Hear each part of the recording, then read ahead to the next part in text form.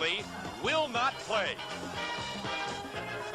Hello, everyone. Along with Bob Trumpy, this is Sam Nover. It's an absolutely perfect day, not a cloud in the sky, 65 degrees in Pittsburgh. However, everything is not perfect with the Steelers. No, Friday in the Steelers practice, Jack Lambert, with no contact whatsoever, somehow has bruised his shoulder, strained his shoulder somewhat. They x-rayed it. It is not seriously injured, but it's injured enough that he probably will not play today.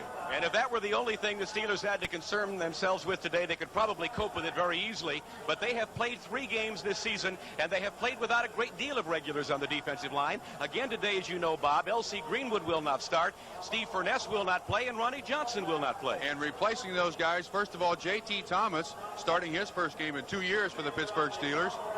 Next is Dirt Winston. He'll replace Jack Lambert in the middle, and they're not missing much when Dirt Winston plays. On the defensive line, Tom Beasley played excellent, had a great game against Houston a couple of weeks ago, and Gary Dunn, he leads the team in sacks. So don't panic, Pittsburgh fans. They can still play defensive football. How about offense? Franco Harris will not start. John Cobb on the offensive line will not start. Sam Davis will not start. It doesn't end. But the Baltimore Colts have had their share of problems, and their leader is still hurting. You're right. The guy that got them to the playoffs in their great years a few years ago, Burt Jones. He is not throwing the ball well. He bruised his shoulder 2 weeks ago. I do not think he's recovered from his shoulder problems last year. Greg Landy will get the start and probably play the whole day. That hurts Baltimore's offense. And the most bizarre story of all, Steve Mickemeyer is the place kicker. Tony Linhart isn't here. I don't know where he is. Do you? Well, let's see. This is what happened. Tony Linhart missed the last-second field goal against Cleveland last week. The owner, Mr. Irsay, offers him a $10,000 raise. He accepts, but they cut him. Steve Mickemeyer comes in, takes the job over. I do not want to ask Mr. Irsay for a raise. NFL 79 continues from Pittsburgh in just a moment. With Bob Trumpy, Sam Nover, Three River Stadium, Pittsburgh, Pennsylvania. It's the Pittsburgh Steelers hosting the Baltimore Colts. Game number 4 of the 1979 season. Welcome, everyone. A magnificent day for football. 65 degrees, a cloudless sky up above. And Steve Mickemeyer set to kick it deep to Larry Anderson, number 30 in the middle. Anderson, a short kick, falls down at the 20-yard line. Picks it up, trying to reverse his field, and they got him back at the 15.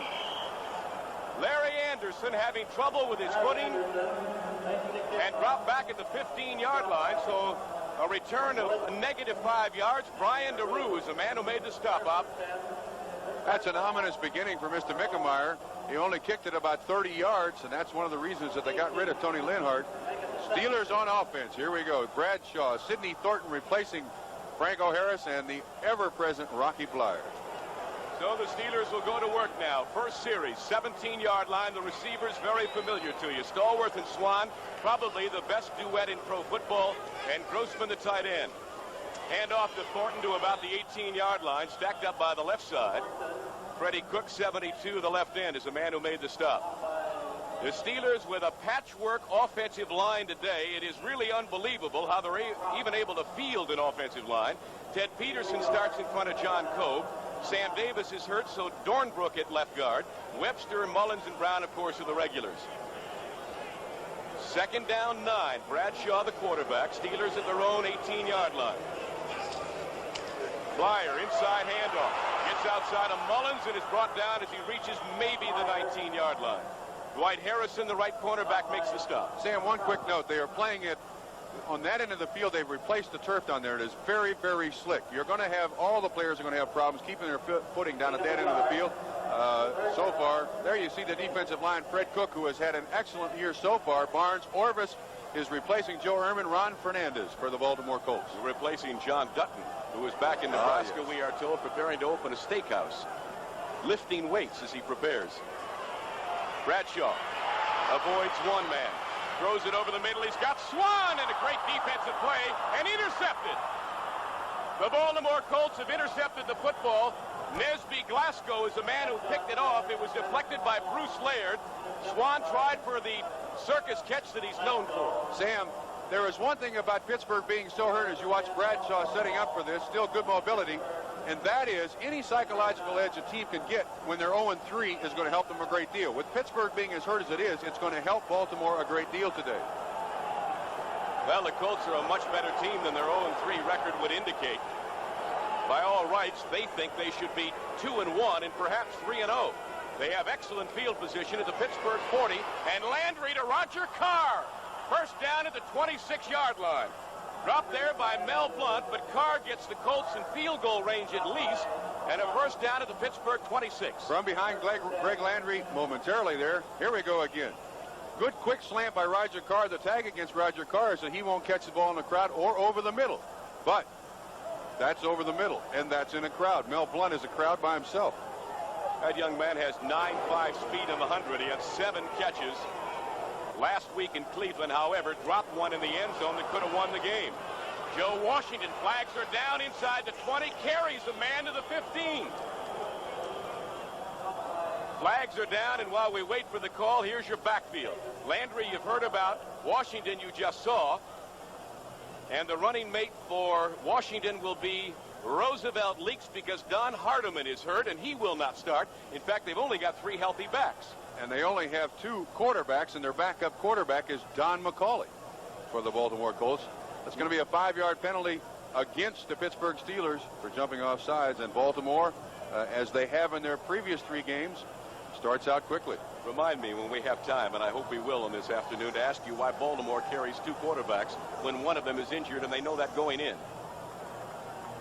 Sam, I don't have an answer for that, or I'd be the general manager of the Baltimore Colts. They're taking a chance. There's no doubt about that because Landry is susceptible to injury. Carr, Dowdy, McCall, good receivers. McCall's caught them 1 pass all year. He was their number 1 draft choice last year. Colts with the first down at the 15 of Pittsburgh. Washington for a couple of yards, stacked up by Beasley, 65. And let's see who gets off the bottom of the pile. As we told you during our NFL 79 pregame show, Steve Furness and L.C. Greenwood are definitely out of this football game. Not just that they're not starting, but they will not play. Lambert is available. They do not expect him to play. Ron Johnson, the right cornerback, will not play. J.T. Thomas starting in his place.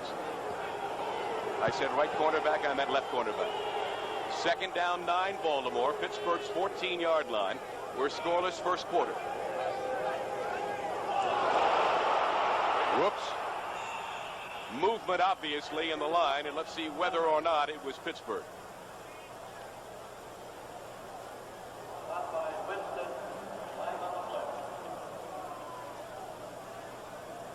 Sam, I would expect Baltimore to try to take advantage of Dennis Winston up the middle. He is a good linebacker against the run, not quite so good against the pass, and Jack Lambert comes in, and I guess the Pittsburgh Steelers defensive coaches know exactly what I'm talking about. I would watch for the tight end. There was, incidentally, no flag on that particular play. Don McCauley in the backfield. Lambert, as you saw, went in at middle linebacker. So with that bruised shoulder and all, Lambert's in there. Landry, quick pass out here to his tight end, 86, Reese McCall, and he gets inside the 10-yard line. He'll be shy of a first down to about the, well, they spotted right on the 10-yard line. Well, Mr. Mickemeyer is going to get his chance to prove whether or not Ted Marchibroda was right in releasing Tony Linhart. He missed 3 last week, and the game they could have won. There he is. So Landry will hold, and Baltimore will attempt to capitalize on the interception by Glasgow. Steve Mickemeyer, who beat out, ironically, former Steeler place kicker Roy Girella in an audition of sorts in Baltimore earlier this week for the job. He will attempt from the 17-yard line a kick at 27. It's in that direction, and it is good.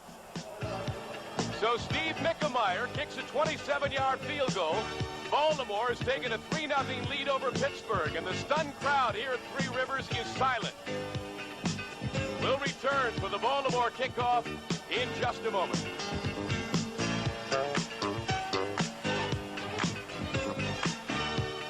57 yards after the interception, the Colts lead at 3-0. Here's his kick.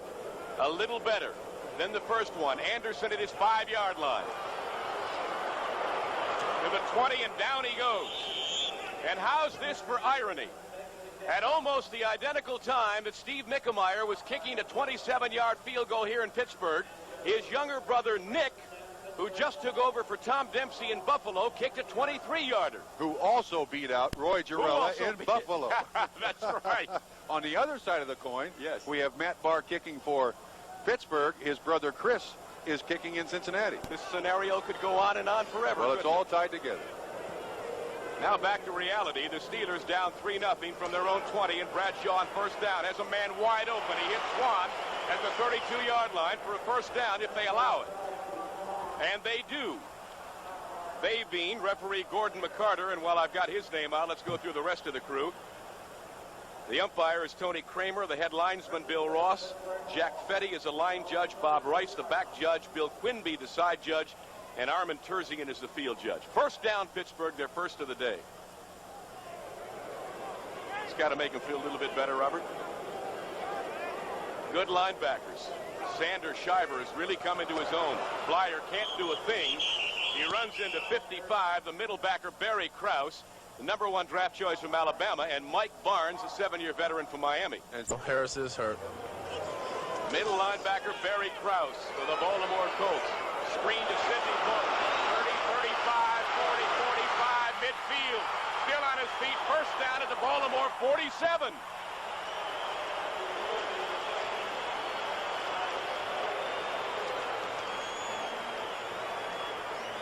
Here we go again from behind Barry Krause.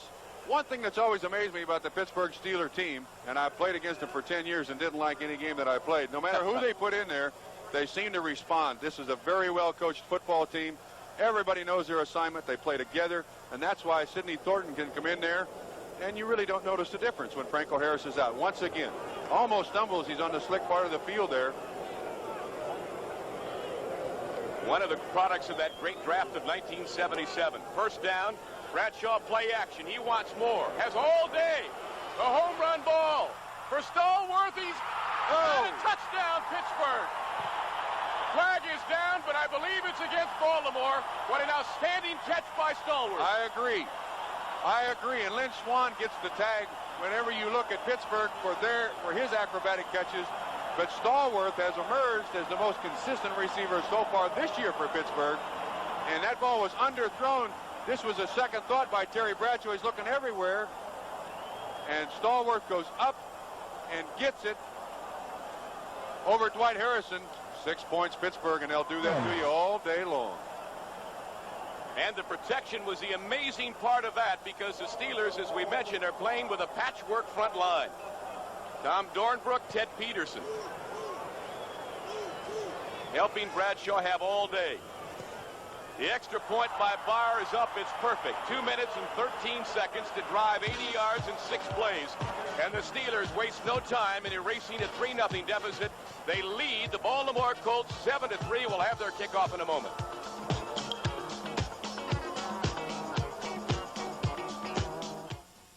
The 3 deep men for Baltimore. Nesby Glasgow is a man in the middle. He's the man they want to get the football to. At least Baltimore does. Averaging better than 25 yards a kickoff return. And he will field this ball at about his 9. 20, 25. Met head on. Spins away to the 30-yard line and across to the 32. An excellent return by Glasgow.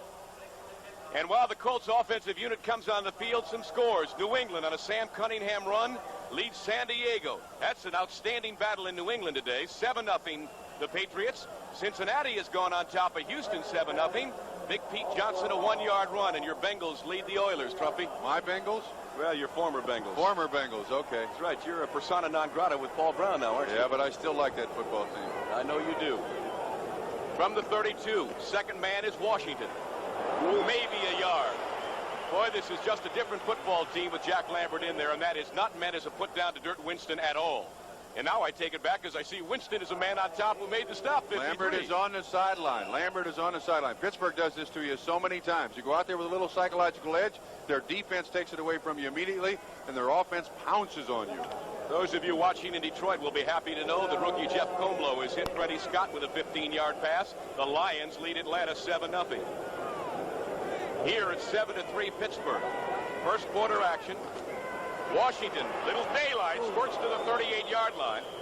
Washington has that great ability to find just a little bit of daylight and squirt for some yardage. He is the leading rusher and receiver on this ball club, and in fact the second leading receiver in the AFC at the moment. But let's watch Dirt Winston replacing Jack Lambert. Good lateral pursuit, and as you people who watch middle linebackers, they've got to keep track of that ball. And Winston is an able middle linebacker replacing Jack Lambert. And that's one of the amazing things about this football team. No matter who goes in there, they play like world champions. There he is, out with a shoulder injury. Came on for a couple of plays, though, when they needed him at the 15-yard line. Third down. Flags are down. The first down for Baltimore all the way up to the 45-yard line as Roosevelt leaks carries. But 2 markers are down, and we'll just have to wait and see what the call's all about. Defensive offsides. That 20/20 vision from where you speak. It is indeed. Well, the Jets came right back with a field goal. Pat Leahy, 30 yards. The Jets and Buffalo tied at 3. That's first quarter action in Buffalo. There's Burt Jones along the sidelines. He keeps looking every week as if he might play a little, but he doesn't. Sam, he was criticized by the Baltimore Colts owner later in the week in Baltimore. That's not unusual to have Mr. Irsay taking on a player. But I do think Burt Jones is hurt seriously. He is a very tough kid. He's a real competitor, and I think he wants to be out there. There's his head coach, Ted Marchibroda. Everybody knows about the confrontation that Teddy's had with Mr. Irsay. Marchibroda's got about 35 comp tickets out for this one. He comes back home to Franklin, Pennsylvania. His wife's from Oil City. They've got both towns spilled out here into Three River Stadium. Landry throwing it out, sideline pattern to Carr. Another flag is down. This in the offensive backfield of Baltimore, and usually when you see it, it's offensive holding. Robin Cole and Mel Blunt had the coverage on Carr. No, I think we have pass interference. They tried to run a screen there. I think they're going to offsides. Okay, offsides, Pittsburgh. Now, you mentioned that Ted Marchibroda is from this area. He was a first-round draft choice for the Pittsburgh Steelers back in 1953, a quarterback. Isn't just what the graphic says, isn't it? Oh, yeah. There's an echo in here. A video echo. So with the referee's mic, as you can tell, and we apologize for that. Second down, less than a yard. Dive play straight ahead for the first down to the Steeler 37-yard line. So Baltimore has moved the ball reasonably well. They'll do something funny to try to upset a young offensive line of the Baltimore Colts right here. And the give this time to Leaks inside the 40 to about the 38-yard line. Picking up 4, perhaps 5 on the carry. Pratt is doing the job on Gary Dunn so far. Second down, 4. Baltimore trailing 7-3. Landry. Washington cuts it back up the middle. He started to go outside on the sweep. And number 76, John Banaszak, would have none of that. The former Eastern Michigan star was there to stop him. So it'll be third down and perhaps 3 or 4 now for Baltimore. And as you see there, the Steeler defense is indeed number 1 in total defense in 1979. Jack Lambert replaces Gary Dunn. Third down, 3 Baltimore. Leaks and Washington remain the setbacks. Looking for the quick pop, throws the home run to Carr, and he's got him! Touchdown, Baltimore! What a great call by Greg Landry on 3rd and 3 at the Pittsburgh 36. The fly pattern to Roger Carr. He caught him in one-on-one coverage with JT, and it's a touchdown, Baltimore. Well, I think Pittsburgh made a mistake. They showed the blitz too early here, allowed Landry to audible, and Carr with that 9.5 speed, he's averaged about 21 yards a catch throughout his career, just simply outruns JT Thomas, and that's a fine throw by Greg Landry. 1, 2, 3, 6, and over the shoulder, holder. Well, you can see the immediate difference in the offense of the Baltimore Colts when Roger Carr is in there, playing his first game last week, 7 catches. Has caught a couple already today as Mickemeyer tacks on the extra point. And with 4:50 to go here in the first quarter, the Baltimore Colts, who came into this game as 13.5-point underdogs, lead the Steelers 10-7. Sam Nover, Bob Trumpy back in Pittsburgh. You're looking at the respective head coaches. One is particularly happy, one is not particularly happy. Guess which is which, or whom is whom. Well, Pittsburgh's not going to panic. They were behind 17 points last week in the second half and still came on to win the game. Here we go. Larry Anderson again at his 3-yard line this time. It gets deeper each time for Mickemeyer. Trying to get outside across the 20, still on his feet, and finally pulled down as he reaches the 23-yard line. And again, it's Brian DeRue, the ex-New York Giant, who made the stop. 20 yards on the return. And a reminder that NBC's outstanding coverage of the baseball playoffs, of course, its tradition of excellence, postseason coverage, begins October 2nd, 8 o'clock Eastern time in the stadium of the National League West winner. That will be either Cincinnati or Houston. Then the series continues Wednesday, October 3rd, the National League Game 2, 3 o'clock Eastern Time, and so on and so forth. And both those races are going right down to the wire. Sidney Thornton trips and goes down back at his 18-yard line. And so does the official, and the point you made, Bob, earlier is 100% accurate. The new surface, as they have put in from the Baltimore 40 almost to the Steeler goal line, has made a world of difference in the footing. It is horrendous, to say the least. Well, it was bad before because it's so hard down there, but now it's a new surface. It still has some chemical on the top of the fibers down there, and it is very slick.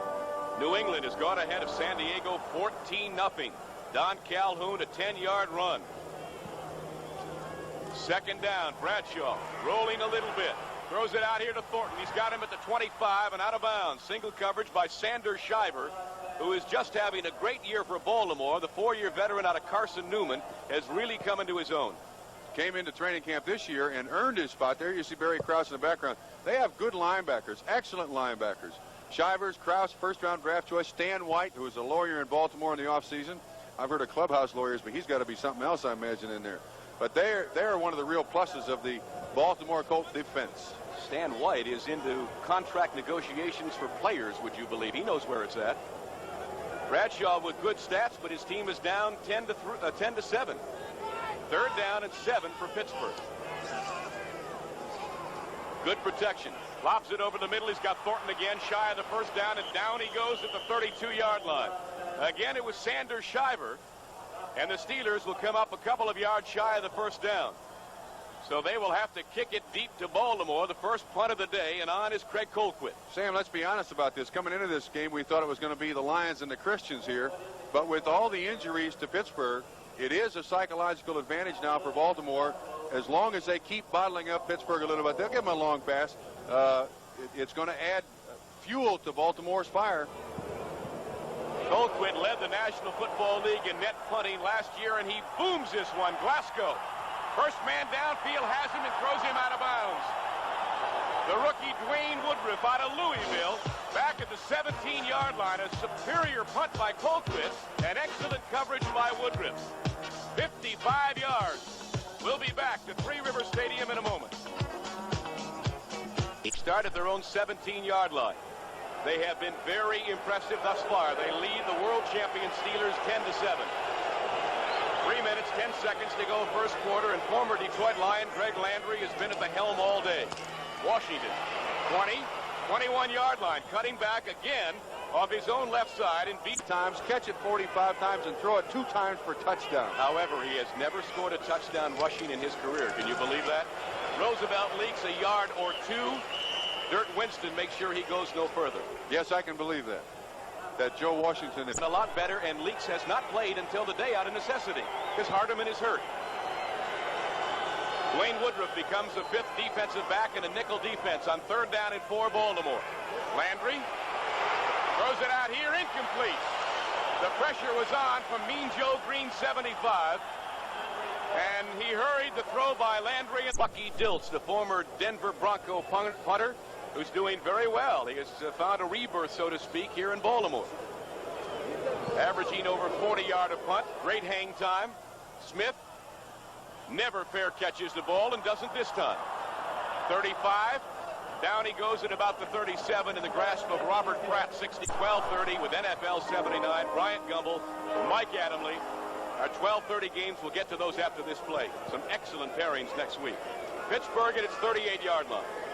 Now the screen to Stallworth, nothing doing. Defense rather. Everything is so far Trumpy.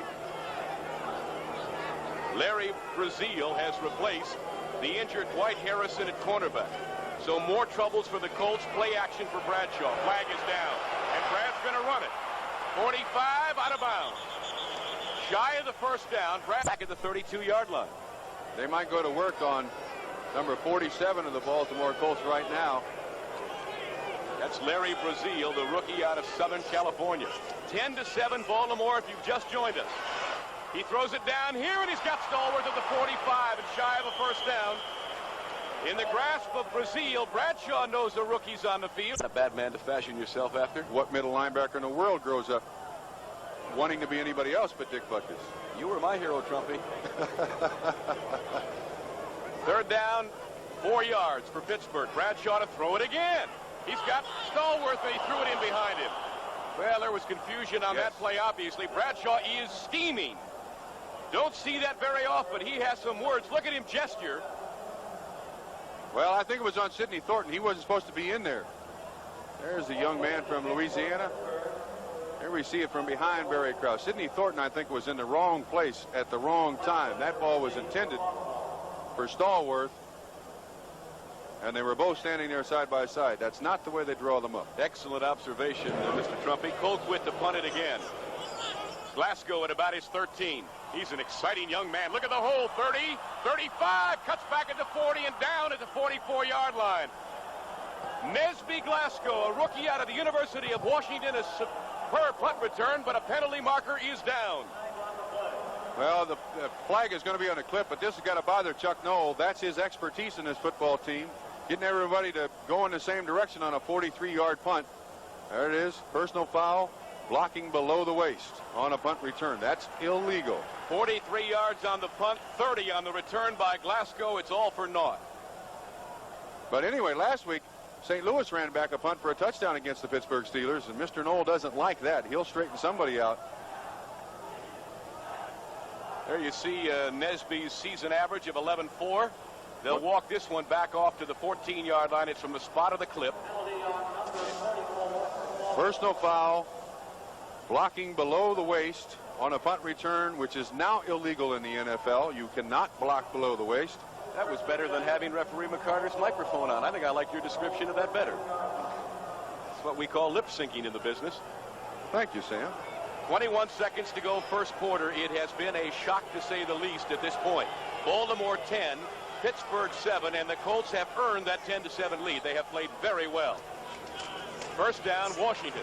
He darts through a little hole to the 18-yard line, and Dirt Winston, you may have seen him slap his helmet in disgust as if to say, where was I? Donnie Shell and Beasley making the stop.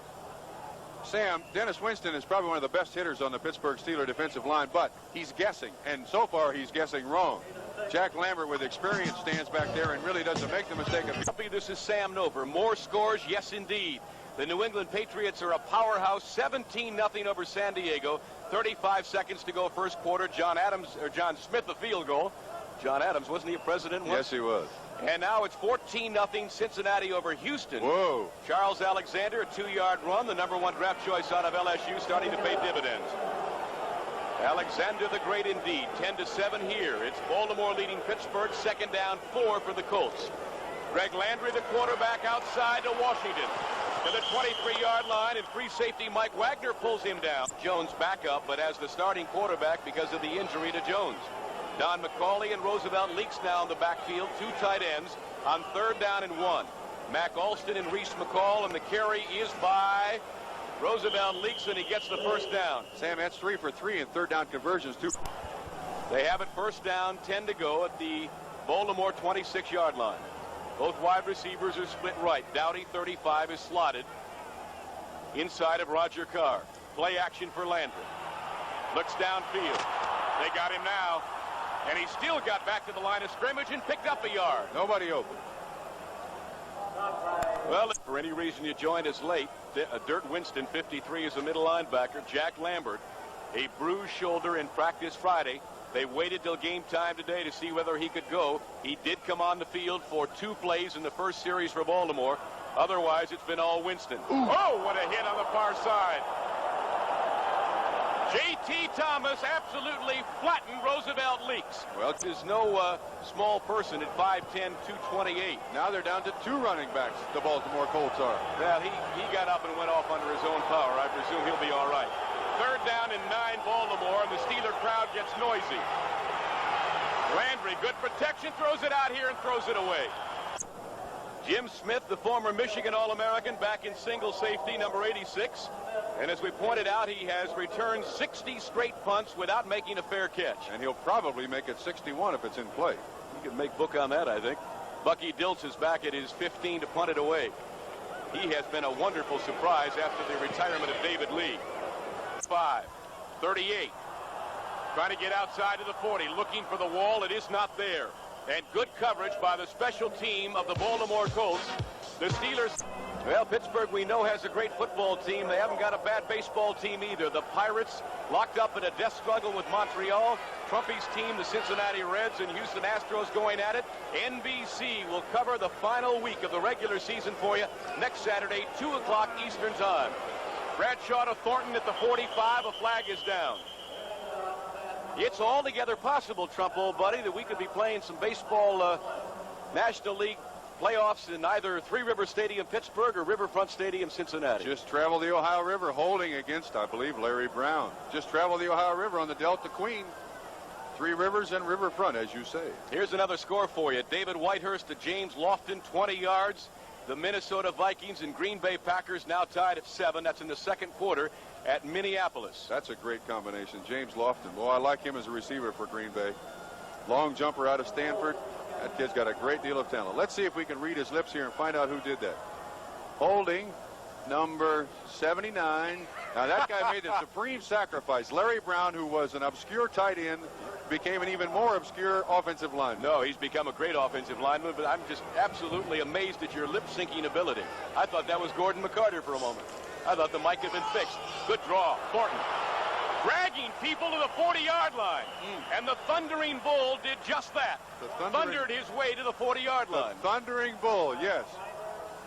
He carried Sanders Shiver for about 4 yards. Well, the strength of the Pittsburgh football team is their offensive line and defensive line. Mike Webster, Rocky Blyer leading up ahead. Look at the hole there. Sam, I think you could gain 10 yards against that. Here comes Sam Davis in, who is not supposed to play. You got it. Corson coming out, 77. Sam Davis, who has suffered with a hamstring injury for the past couple of weeks, makes his first appearance in the ballgame, number 57. He'll be the offensive left guard. Bradshaw, second down and 9. Fires it over the middle to Randy Grossman. That'll be about a yard shy of the first down. Good coverage by Stan White, the linebacker, 53, and the middle backer, Barry Krause. But I think they'll come up a yard shy of the first down, maybe 2. Baltimore faking the blitz there. Bradshaw not excited about it. Stands right there. Third down, Bradshaw goes to the sideline looking for a play. Well, yeah, when it's 3rd down and 2, let the coach call it. I don't blame you. Here we see it from behind there, faking a blitz. White and Krause. Nice little hit by Krause there. And the back out of the backfield. No, that's Randy Grossman, excuse me. Good consistent receiver at tight end. I think Dornbrook made one heck of a block. The sack pack was playing a game there, and Mike Barnes looked like he had come free. Blyer trying to get the first down. He's got it to midfield.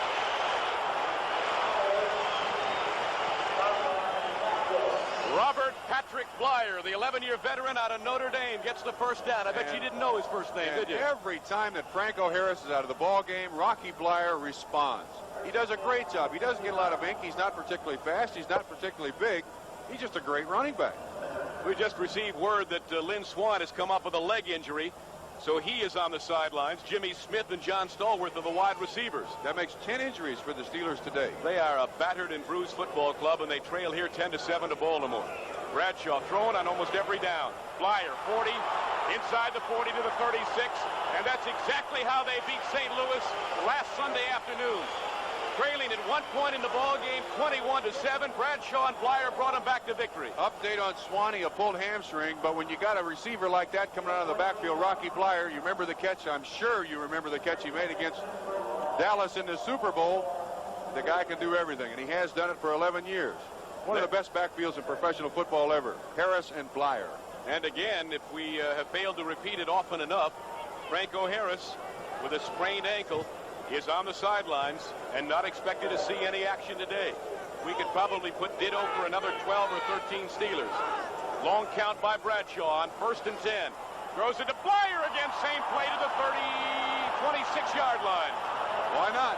Bruce Laird, the strong safety, made the stop, and he is very close to another first down. Well, what Bradshaw's doing here is setting up a play to somebody deep there. He's going to keep throwing it to Rocky Blyer until they cover him. And the first time they do that, leaves somebody else open. Good pass protection by Larry Brown, and the front line of the Pittsburgh Steelers are going to measure for the first down. Laird on the tackle. That guy, Rocky Blyer, can play for anybody, anytime, anywhere. And he missed all of training camp, Bob, too, with an injury. First down, Pittsburgh.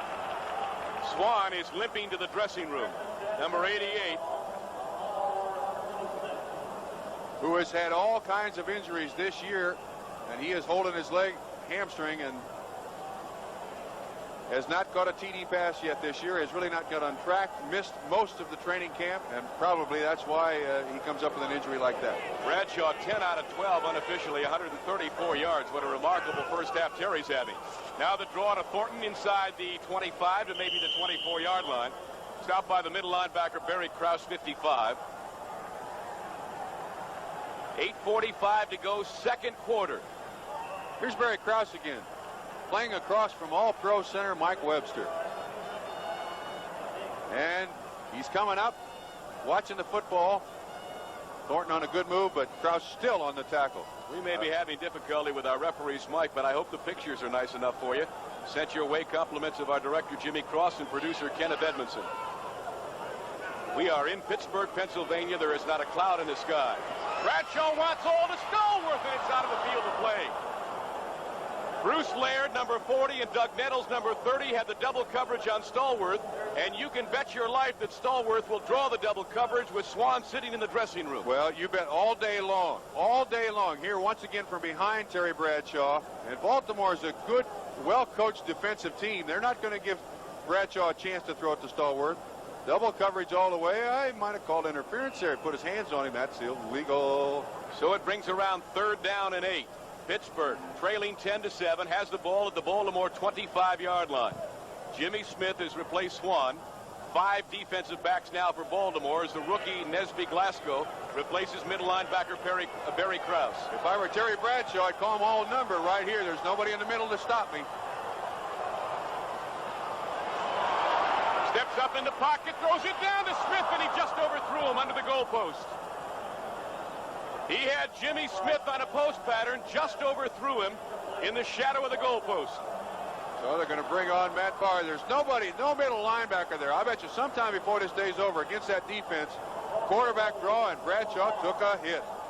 Slightly overthrown, just ever so little. Almost another 6 points.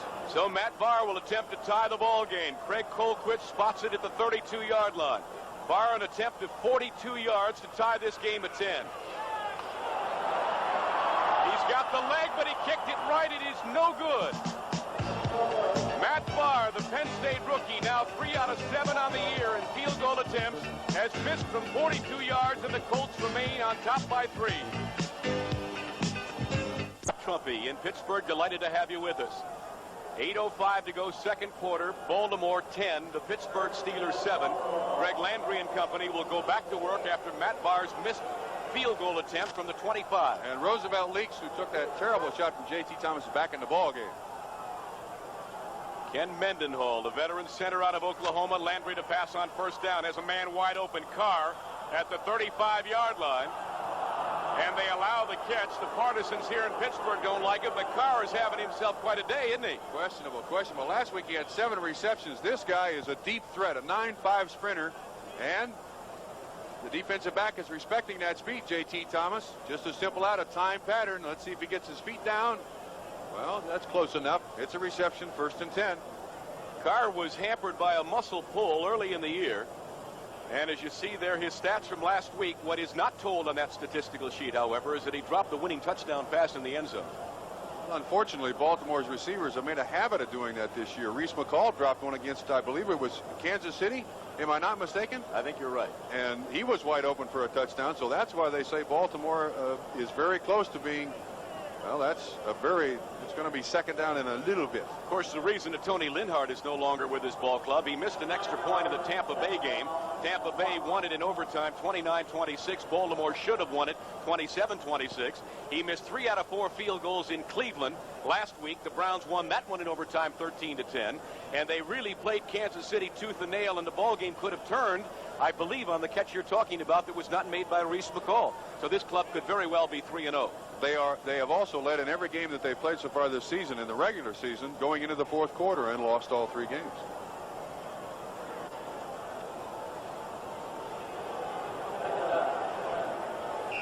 We are just a vast storehouse of information about Baltimore, aren't we, Trumpy? Yes, we are. Second down, less than 1 yard to go for Baltimore. And the second man through, Washington squeezes to the 35. I believe he has a first down.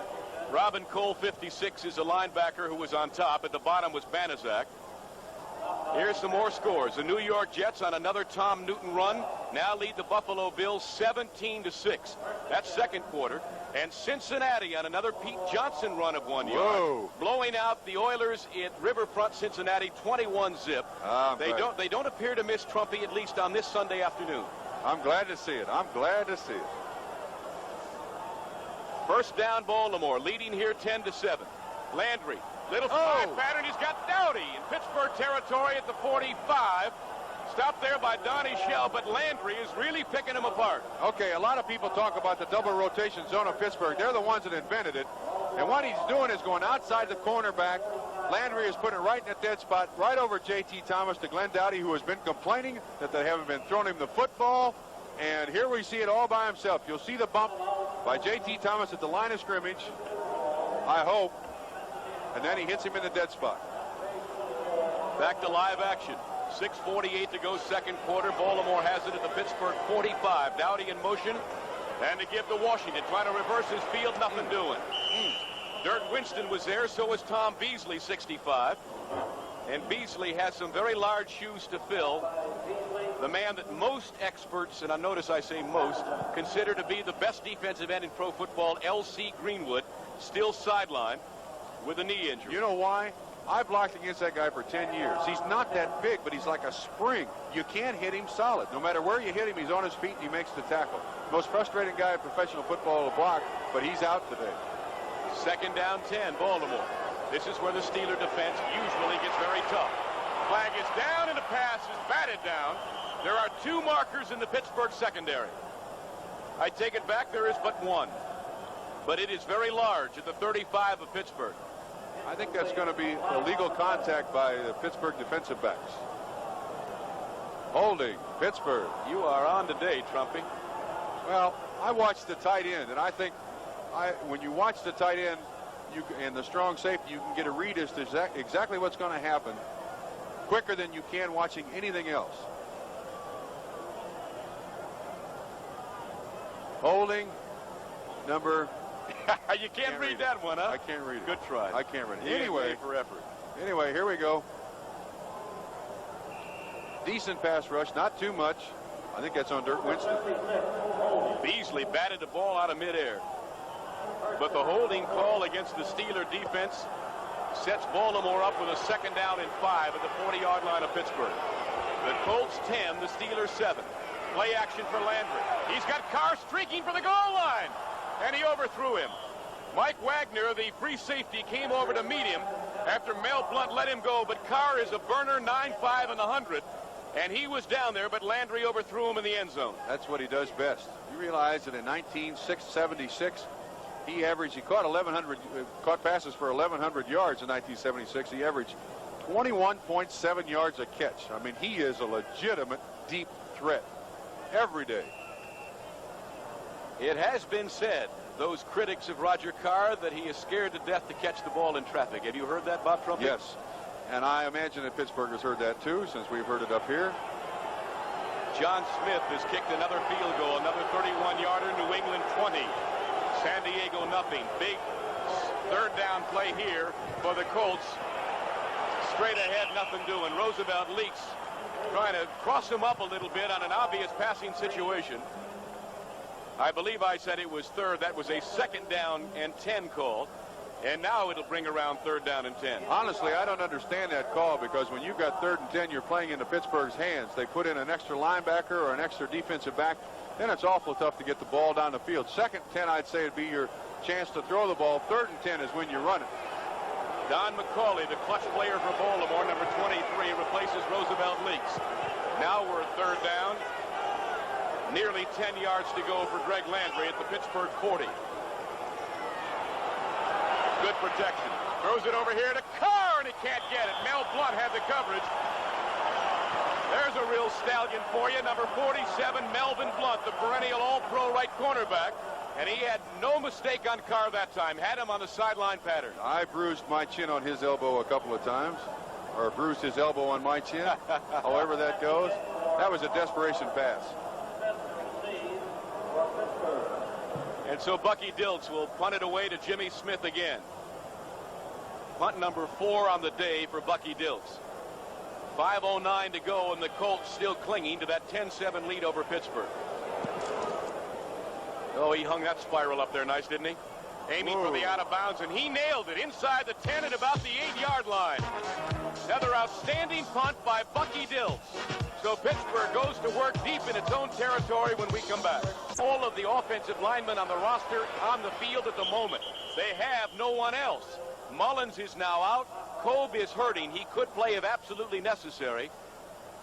Sammy Davis is hurting. Yeah, he played a little bit, so they really have some problems up there. At the moment, they've got Peterson and Brown at the tackles. They've got Davis and Dornbrook at the guard and Mike Webster at the center as you look at Moon Mullins on the bench. A pulled hamstring for him as well as Lynn Swan. 2nd down 10. And when we called the Steelers injury-riddled, Bob, at the beginning of this program in NFL 79, I don't think we realized how prophetic it was going to be. Well, we didn't realize it was going to increase from 9 to 11 players now that they have out. Let's pause briefly for station identification. This is the NBC television network. This is WIC-TV, your new spirit station in Pittsburgh. Sam Nover, Bob Trumpy, Franco Harris, all back in Pittsburgh. Welcome if you've just joined us. Baltimore leading the Steelers in somewhat of a shock. 10-7. Franco has not played a moment, probably will not. He is still suffering from an ankle injury. 3rd down and 9 for Bradshaw, throwing from his end zone. He's got Cunningham at the 25 to the 30 and out of bounds. Very, very big play for Pittsburgh. They always seem to be able to do it, Sam, with all we talk about the injuries and how everybody is not playing and all the front line players are sitting on the bench, and then Terry Bradshaw comes up with a play like that. Benny Cunningham, who had problems with his knee last year, coming back with Randy Grossman, a great combination at tight end. I've said before that Benny Cunningham is at times bionic. He's like bringing down a Mack truck.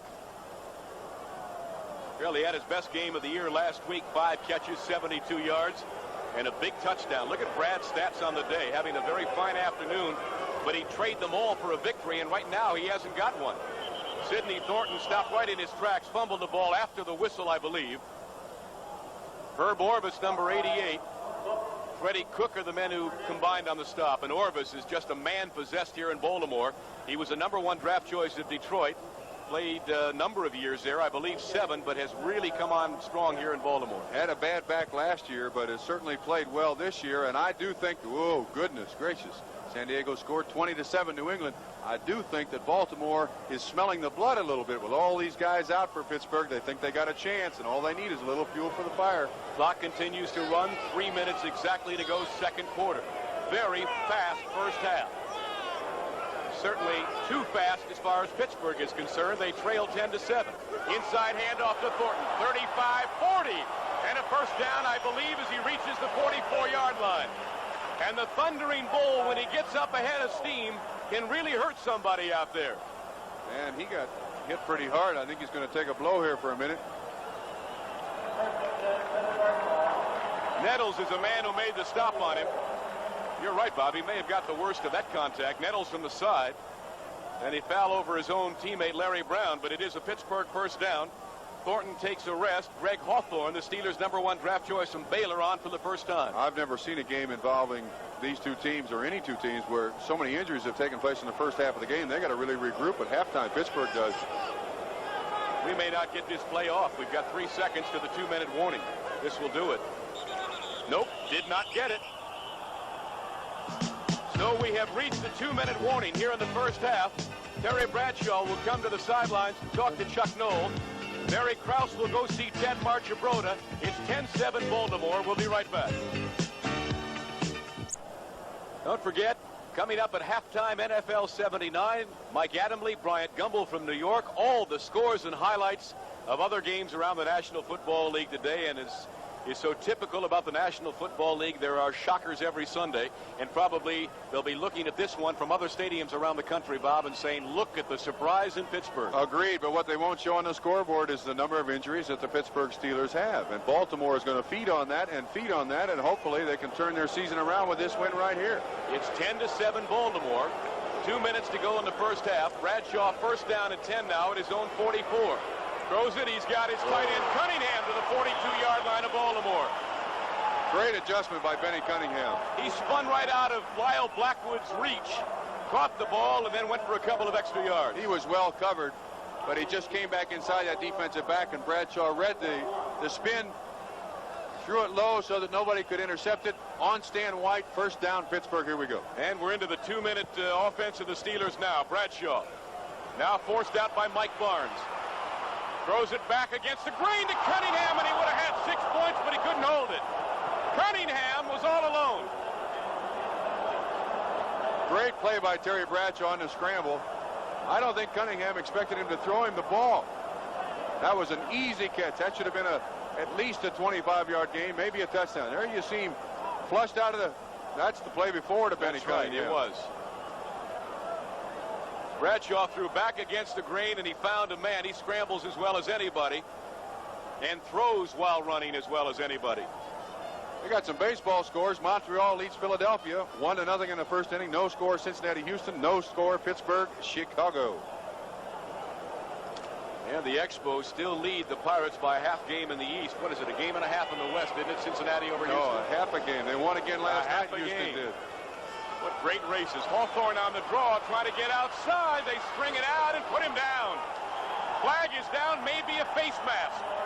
And that will be a great break for Pittsburgh, because Sanders Shiver and Bruce Laird had the play strung out very nicely. Conversation between Laird and the Steeler bench, namely Dick Hoke, the offensive backfield coach. Well, somebody should tell Mr. Hawthorne, the rookie from Baylor, that you don't make money in professional football. Face mask, Baltimore, automatic first down. You don't make money in professional football running east and west. You've got to run from goal line to goal line. This is all very nice, but there's only 1 minute and 16 seconds left.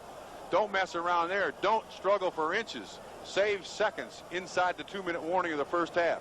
I don't know what Laird was complaining about. He appeared to be as guilty as anybody could. Look at that. Caught in the act. Again, we apologize. The referee's microphone is not working, has not worked, and probably will not work. Very well put. Very well put. At the 39 of Baltimore, Pittsburgh now with a first down again. The clock is important. 1:16 to go in the half. 10-7 Baltimore. Steelers would love to come away with 6. Certainly don't want to jeopardize the chance at 3. The screen out here for Blyer. And he falls down at the 42-yard line. But if he hadn't fallen down, he probably would have been knocked down, because it was diagnosed very nicely by Larry Brazil and the first-year man from Grambling, Greg Field, 79. I'm surprised if Bradshaw could find Rocky Blyer in amongst all those Baltimore Colts. 53 seconds. I take it back. 53 to go in the half. Second down. Bradshaw Smith. all day to throw it. Throws it down there, and it's caught by Stallworth. What a great diving catch by John Stallworth at the 15-yard line. One of the problems with Lynn Swan being out now, the completion to Stallworth, but Smith was open for a touchdown over the middle. They may come back with a play. This is a fine catch by Stallworth. I said probably right now Pittsburgh's most consistent receiver, and he gets out of bounds to stop the clock. First and 10 Pittsburgh at the Baltimore 16-yard line. 44 seconds to go in the first half. And the Steeler crowd of 50,000 comes alive at Three Rivers. Blyer, number 20, and Thornton, 38, the setbacks behind Terry Bradshaw, who's had a great first half. Rolling right. Throws it down here, and it's just missed. Off the fingertips of Jimmy Smith, and Bradshaw was orchestrating his receivers' movements from the backfield. And he is also asking for trouble throwing back against the grain like that. Knowing the kind of game he had last year in the Super Bowl, knowing the talent of Terry Bradshaw, most coaches will tell the quarterback, don't throw back against the grain. If it's intercepted, it's 6 points, and you don't want that now with 37 seconds to go, trailing by 3 points to Baltimore. So the clock stops again on the incompletion. 37 seconds left in the half. Bradshaw has already hit Stallworth with 1 touchdown pass of 47 yards, accounting for the only 7 points of the half. Would you believe with those stats the Steelers are trailing 10-7? The draw to Thornton. Nothing. And I do mean nothing. 15-yard line. He might have inched his way to the 14. The clock continues to roll. And the Steelers use one of their 3 timeouts. And Bradshaw will talk it over with Chuck Noll. So we'll come back with the Steelers' third down play, trailing by 3 after this. Sam Nover, Bob Trumpy back in Pittsburgh. 27 ticks remain in the half, and Bradshaw was very animated in his conversation with Chuck Noll. I don't think his receivers are doing what he wants them to do. He went over to the sidelines saying, well, they're not doing this, they're not doing that. What else you want to do? I wouldn't be surprised here to see a funny play down here. Try to get it in the end zone. Third down and 8, Pittsburgh. Lynn Swan is not playing because of a hamstring injury. Smith and Stallworth, the receivers. Throws it out here to Blighter. 15, 10, out of bounds at the 8. He is shy of a first down at about the 8-yard line. The clock inserted tells the story. It is 4th down, I would imagine about a yard, Bob Trumpy. What do you do? What do you do? Do you go for it with 21 seconds left, or do you go for the sure 3 points? Chuck Noll is mulling it over in his mind. Here comes Matt Barr for 3 points, and the Pittsburgh fans don't like it.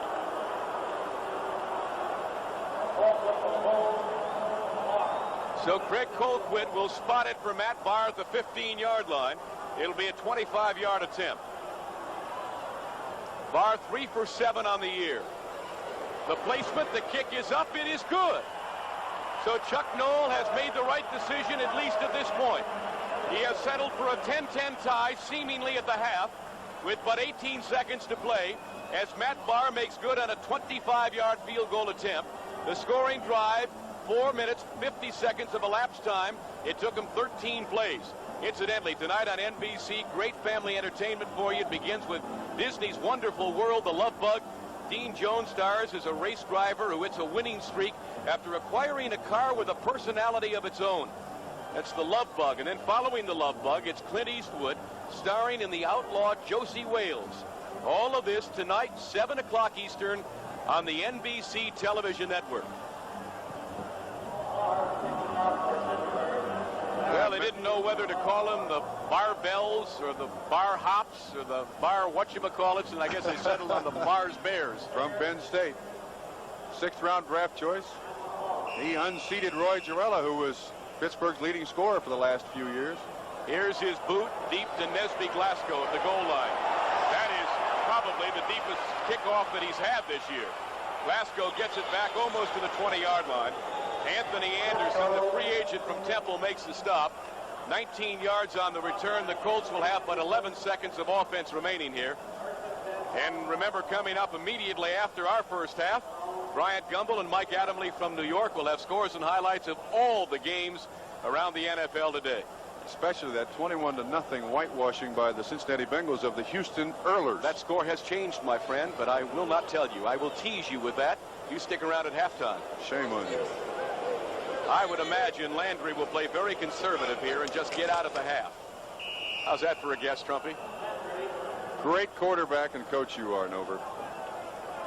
So Landry leads his team off the field, and they have had one whale in the first half. 13.5-point underdogs.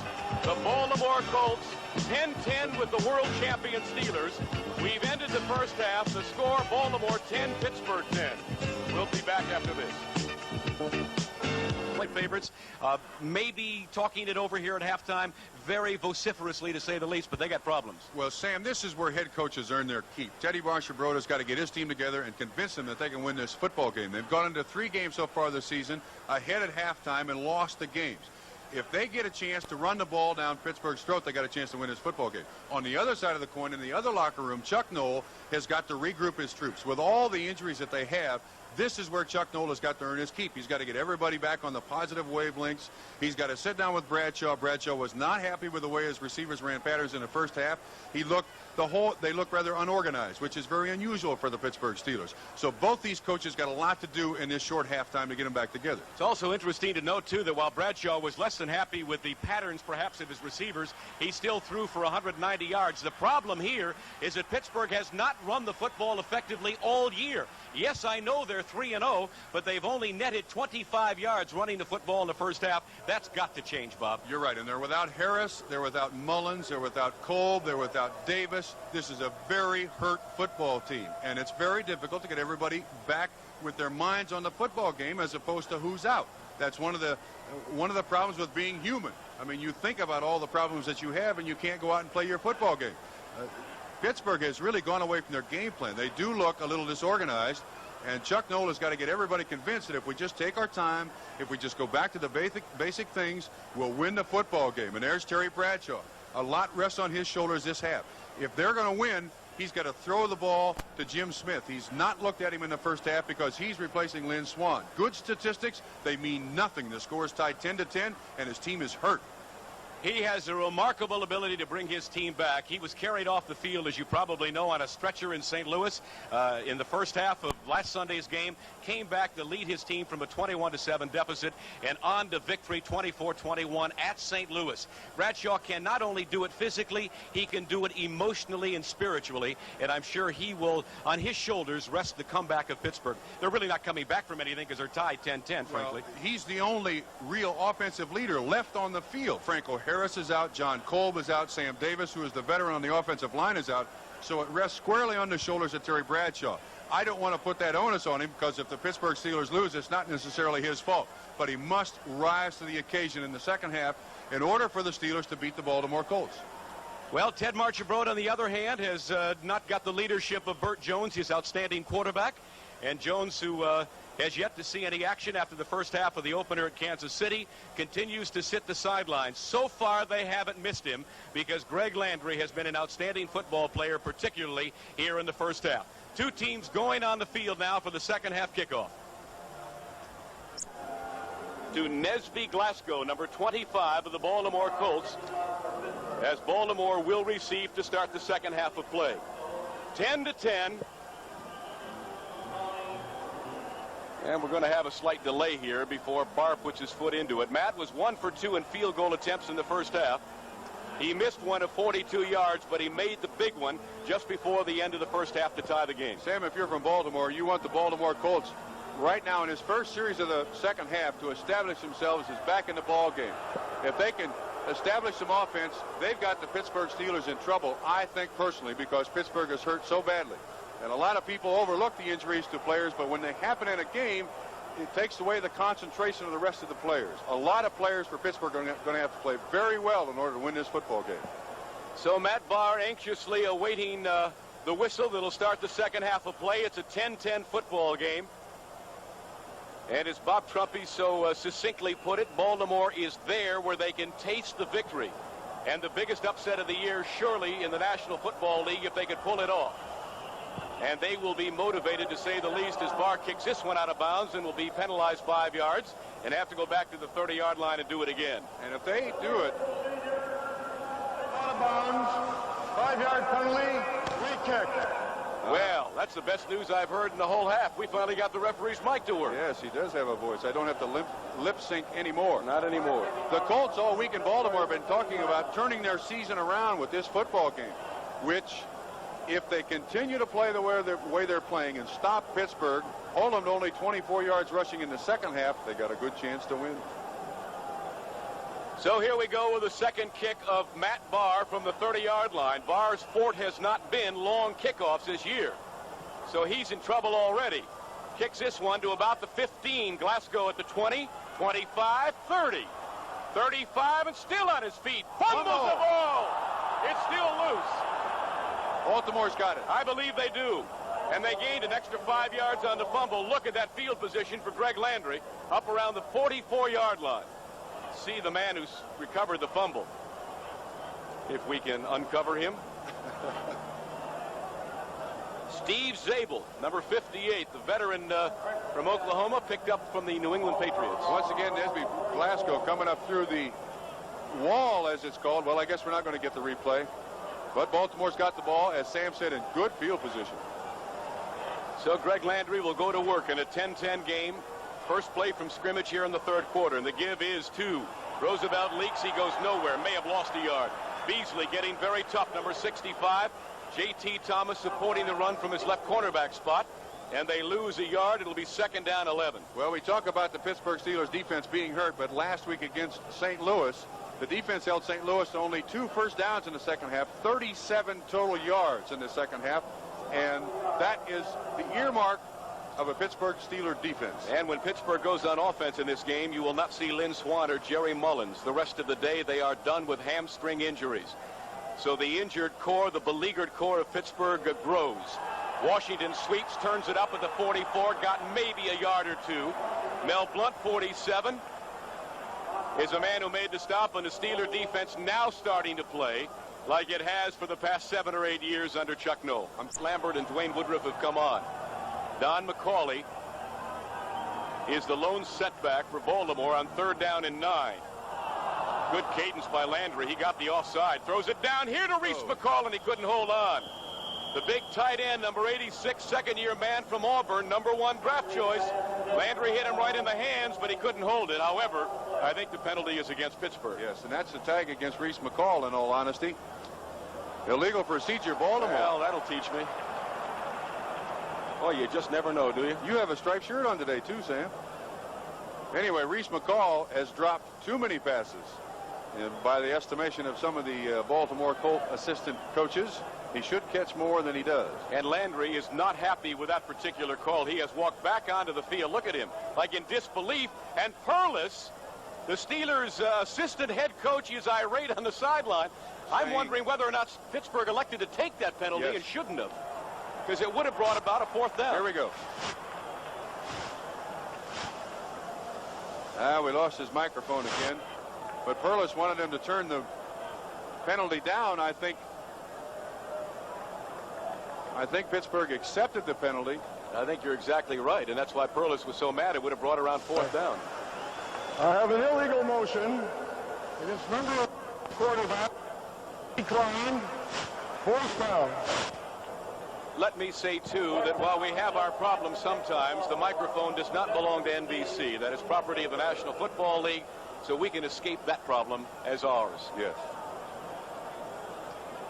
I hope you heard the explanation. A legal procedure declined by Pittsburgh. 4th down. Bucky Dilts will kick it to Jimmy Smith. Going for his 62nd punt without a fair catch. Smith will let this one bounce, and he goes out of bounds inside the 20 at about the 15-yard line. So Bradshaw and company, the injured Steeler offense on the field. 40-yard punt by Dilts, no return. We'll return to Three Rivers Stadium at a 10-10 game right after this. We've got some baseball scores for you, for your Pittsburgh fans. They lead Chicago 1-0 in the first. Montreal leads Philadelphia 3-0 in the second. And Cincinnati has broken on top of the Astros in the Astrodome 1-0 in the second inning. Here it's 10-10, Pittsburgh and Baltimore. 16-yard line is the line of scrimmage. Bradshaw with Thornton 38 and Blyer 20 as setbacks. And he gives it to Sidney. Thornton finds a nice hole, still on his feet, running over people to the 26-yard line before Freddie Cook and Bruce Laird made the stop. But that'll be very close to a Steeler first down up around the 26. Well, here's Barry Krause again, the All-American linebacker, and Sam Davis, who was not supposed to play, did an excellent job on Mr. Krause, and that's part of the experience of becoming an NFL linebacker. You got guys like Sam Davis blocking you. A bold block. Ooh. Center on tackle, guard on the middle linebacker, and Thornton's up through there. All they're looking for is a crack. And Thunder Thornton will carry it for 10 yards. He's not Thunder Thornton, he is the Thundering Bull. Oh, the Thundering Bull. They have brought the chains in from the far side of the field to measure whether or not it is close. Close. The Oakland A's decided he'd rather play for the Rooneys than Mr. Finley, I guess. Smart choice. Yes, indeed. Smart choice. And a great young man. Was injured reserve all of last year and has worked like the Dickens. He, by the way, is the only native Pittsburgher on this ball club from the North Hills. Bradshaw with all day, throws it down here and high in the air for it was Smith, but Bradshaw threw it into a crowd. It was his first bad pass of the day, I really believe. Well put, Sam. That's unlike Terry Bradshaw. He appears to me to be a little bit desperate. Not too happy with the patterns the receivers were running. Once again, Jim Smith and John Stallworth were standing right next to each other, and that's not the way you draw the plays up. And again, he continues to work on the rookie Brazil. Here it is again. Good play action. Nobody's open, and yet he still throws it in there, and that's unlike Terry Bradshaw.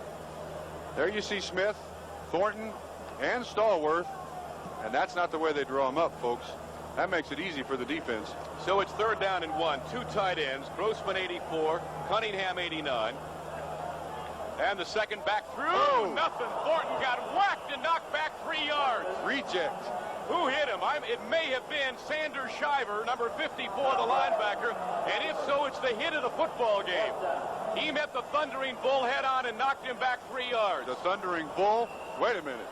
That was a heck of a play. An underneath handoff to Thornton.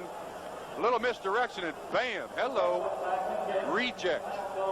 And the pulling guard, Sam Davis, just got beat by Shiver. That's all. It was plain and simple. 4th down. Colquitt will kick it deep. Oh, and he line drives this one. Glasgow back at his 30-yard line. 35, 40. A flag is down.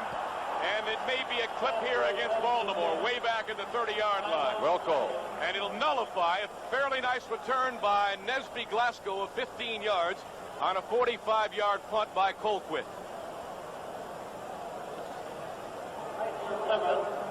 I saw the clip, Trumpy, but I didn't catch the number. I didn't either, but the guy just kind of outran him from Pittsburgh, and the Baltimore coverage man had to just shove him a little bit in the back. It wasn't a flagrant violation, nevertheless a clip. Here's the call. Eligible, infield, downfield. What? Oh. Well, Receivers, the play is nullified. what has happened here is we're right on the clipping call against Baltimore. What we did not see was an illegal receiver downfield, a man apparently leaving the line of scrimmage a wee bit early, and so the whole play is null and void. They'll bring it back and do it again, offsetting penalties. Apologize for that. We did not see the flag. That's our job. Ted Marchibroda on the side, and Landry and Shula have received over the years. I think ostensibly because he doesn't really want it, Bob. He's just a low-key coach, but among the 3 greatest in the history of this game. Agreed with you. Undeniable. Glasgow back at the 37. Rattles the ball to Laird. 40, 45, and they whistled it dead. Well, they whistled the play dead on Glasgow, but he had the right idea. He was in the grasp of Zach Valentine, and they have whistled it down. Almost, though, just the way we used to play it out in the sandlot. Am I right? Good reception. Had a good wall set up there, but Pittsburgh on good coverage. Ran into his own man. Then the lateral to Lyle Blackwood. No use. 41-yard punt will return to Pittsburgh in just a moment. Here's some updates on scores around the league. The former Cincinnati Bengal Bob Trumpy will not be happy to hear this, but Houston has scored 17 unanswered points. They now trail Cincinnati 24-17. First down at 10, Baltimore. They have it at their own 37. Landry play action on first down. They got him back there, and down he goes. Gary Dunn, 67. Amazing. And there was a great rush from all 4 of the down linemen. I think probably the best pass rush of the day for Pittsburgh. That's absolutely amazing, Sam. As injured as they are, they still play together, and that's the best thing about the Pittsburgh Steelers team. Look at Joe Green. Everybody says he's over the hill. He's still leading the pack in there. Here's another score. Steve Bartkowski has gone over from 1 yard out. Atlanta has come back to tie the Detroit Lions at 10-10. Don McCauley in the backfield now for Baltimore. Second down, 17. And the Steeler crowd here, which has been accustomed for the last 7 or 8 years to outstanding defense, now employing their charges on. Landry to throw it. Over the middle, he's got McCauley back to the original line of scrimmage, and he goes down under a heap of 4. Spearheaded by Dirt Winston, the middle linebacker. And so they're back to the original line of scrimmage. It'll be third down at about 10 now for Baltimore. Tom Beasley was in on the tackle, too. Defensive tackle. What's he doing way back there? That just shows you the kind of team defense that Pittsburgh plays. Third down and about 9 yards to go, and this one it gets tough against Pittsburgh. And McCauley went off holding his arm. He may have gotten hurt. This has really become the injury bowl, hasn't it? Yes, it has. Lambert and Dwayne Woodruff come into the lineup. Robin Cole, Dirt Winston are out. The nickel defense by Pittsburgh on third down and 10. 10-10 football game, 10:09 to go, third quarter. Zone coverage here, total zone coverage here. Going to be tough to get the ball to somebody. Landry has a man wide open. It's Reese McCall at the 45 of Pittsburgh and a first down, and Landry threaded the proverbial needle with that one. Fine pass. Good pattern by Reese McCall. I said earlier he had trouble catching the ball, but that was right between the 8 and the 6. Landry took no chances, and the only place to throw it against Pittsburgh when they've got that total zone back there is underneath the defensive backs and on top of the linebackers. Here's J.T. Thomas. He's got deep outside. McCall just goes down and turns around. Fine reception. First down, Baltimore. And just another wonderful third down conversion for Landry, who's really having a game for himself today. At the 45 of Pittsburgh, a quick out pattern. He's got Dowdy at the far side at the 40-yard line. That's good for 5 yards and a win on first down. I think offensive coaches usually figure, Bob, that if you can gain 4 or more yards on first down, you have won that down. Exactly. You can do about anything 2nd and 5 that you want in the playbook. The trick plays, the good plays, that's the toughest spot for the defense to defense, because there's no way to stop everything that you can possibly do 2nd down and 5. We have now been served notice that Don McCauley's injury is a shoulder. If he cannot play, the 2 backs in there now are the only 2 that Baltimore's got. Washington gets the football. Inside the 40 to the 38, and down he goes. Washington and Roosevelt Leaks are the only healthy backs. McCauley is hurt. Hardeman is hurt. Ben Gary is hurt. Ron Lee's on the injured reserve list. They are in trouble also. And Don McCauley is also the backup quarterback. I don't think Burt Jones can play. If Greg Landry gets hurt, Ted Marchibroda may be on the field. He was a great one at the University of Detroit. I grew up in the shadow of that stadium and remember watching him as a kid. 3rd down and 3 now.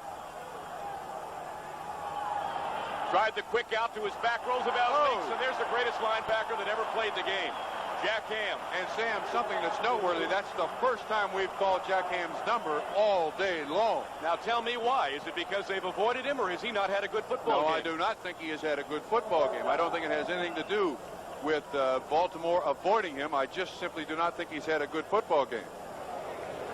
Landry threw it to Roosevelt Leaks. The man open was Roger Carr, who beat Mel Blount on the other side, but a fine tackle by Jack Ham. He'll do that 9 times out of 10. So it's 4th down and 3, and Bucky Dilts will try to hem the Steelers up deep in their own zone. He put one out at the 8-yard line earlier and has punted very well since coming here from Denver.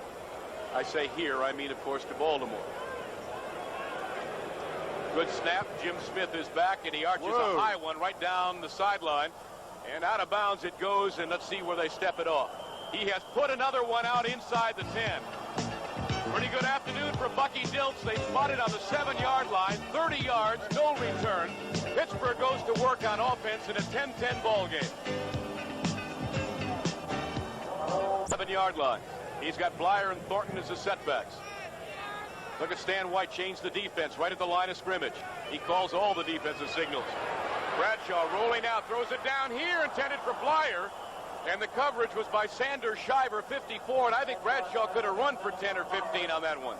And I do think Sanders Shiver is probably playing the best game he's played all year so far. Those statistics are misleading. They are between the 30s. Pittsburgh has not had the ball on the other side of the 50 since the first quarter. Excellent point, Bob. Excellent point. 2nd down and 10. Bradshaw throwing from his own end zone. It's a 10-10 football game. The Baltimore Colts know they are there. This one can be had for the second effort. They came into it 13.5-point underdogs. However, as we've told you repeatedly, the Steelers are playing without John Cope, Franco Harris. Good handoff to Blyer to the 10-yard line. The ball came free after the whistle. They're playing without Lynn Swan, Jerry Mullins, etc., etc., etc. That's just on offense. Here's the score out of the NFC. Minnesota on a Robert Miller 3-yard run has finally tied Green Bay at 14-all. 5:27 to go, 3rd quarter. And the Vikings were favored there by a point or 2. That's a backyard brawl, isn't it? Yes, it is, always.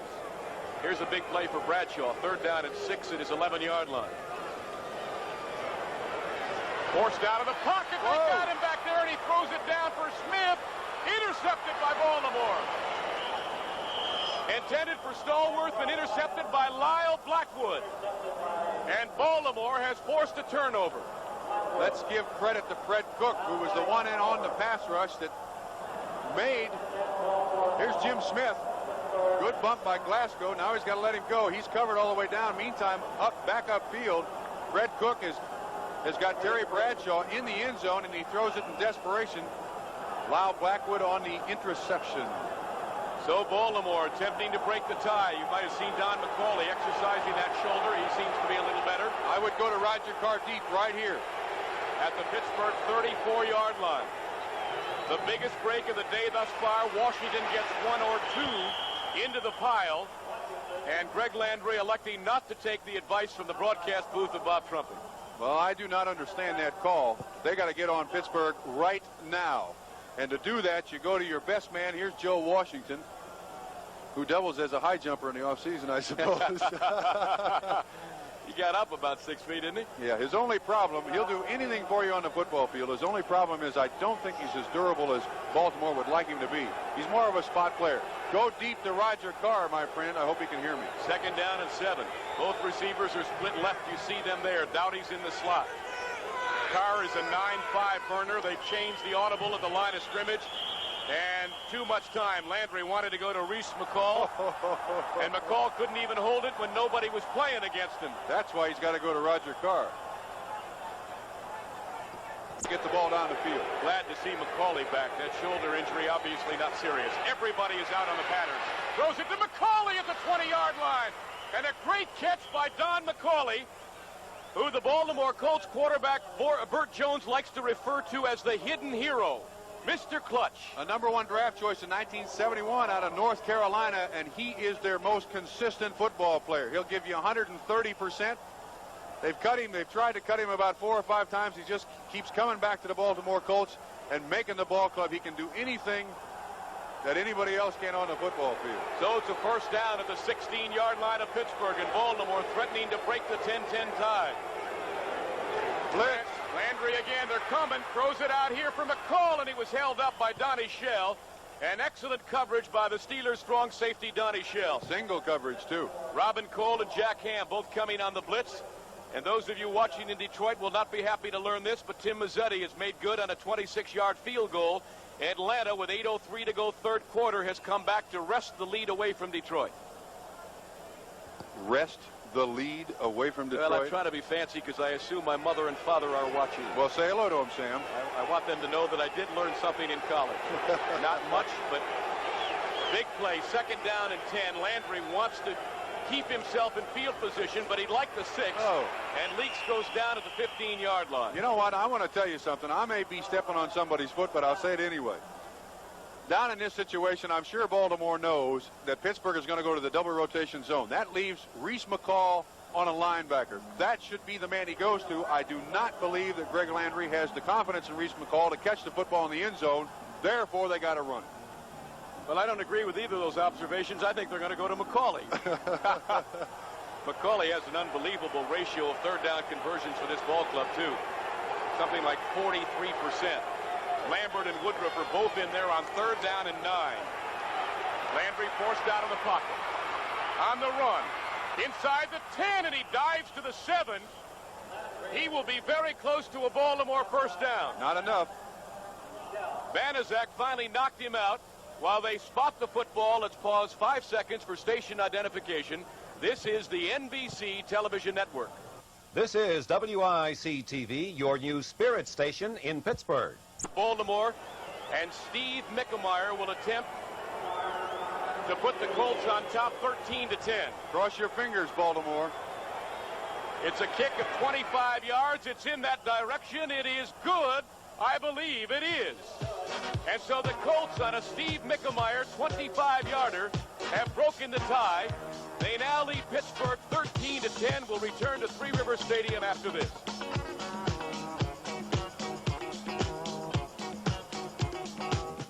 Flyers kickoff after the field goal of 25 yards. Franco has not seen the light of day today. And he's got to button his chin strap and get in there. He's got to establish some semblance of order in the Pittsburgh offense. They got to get him in the ball game. You think he's coming in, huh? I think so.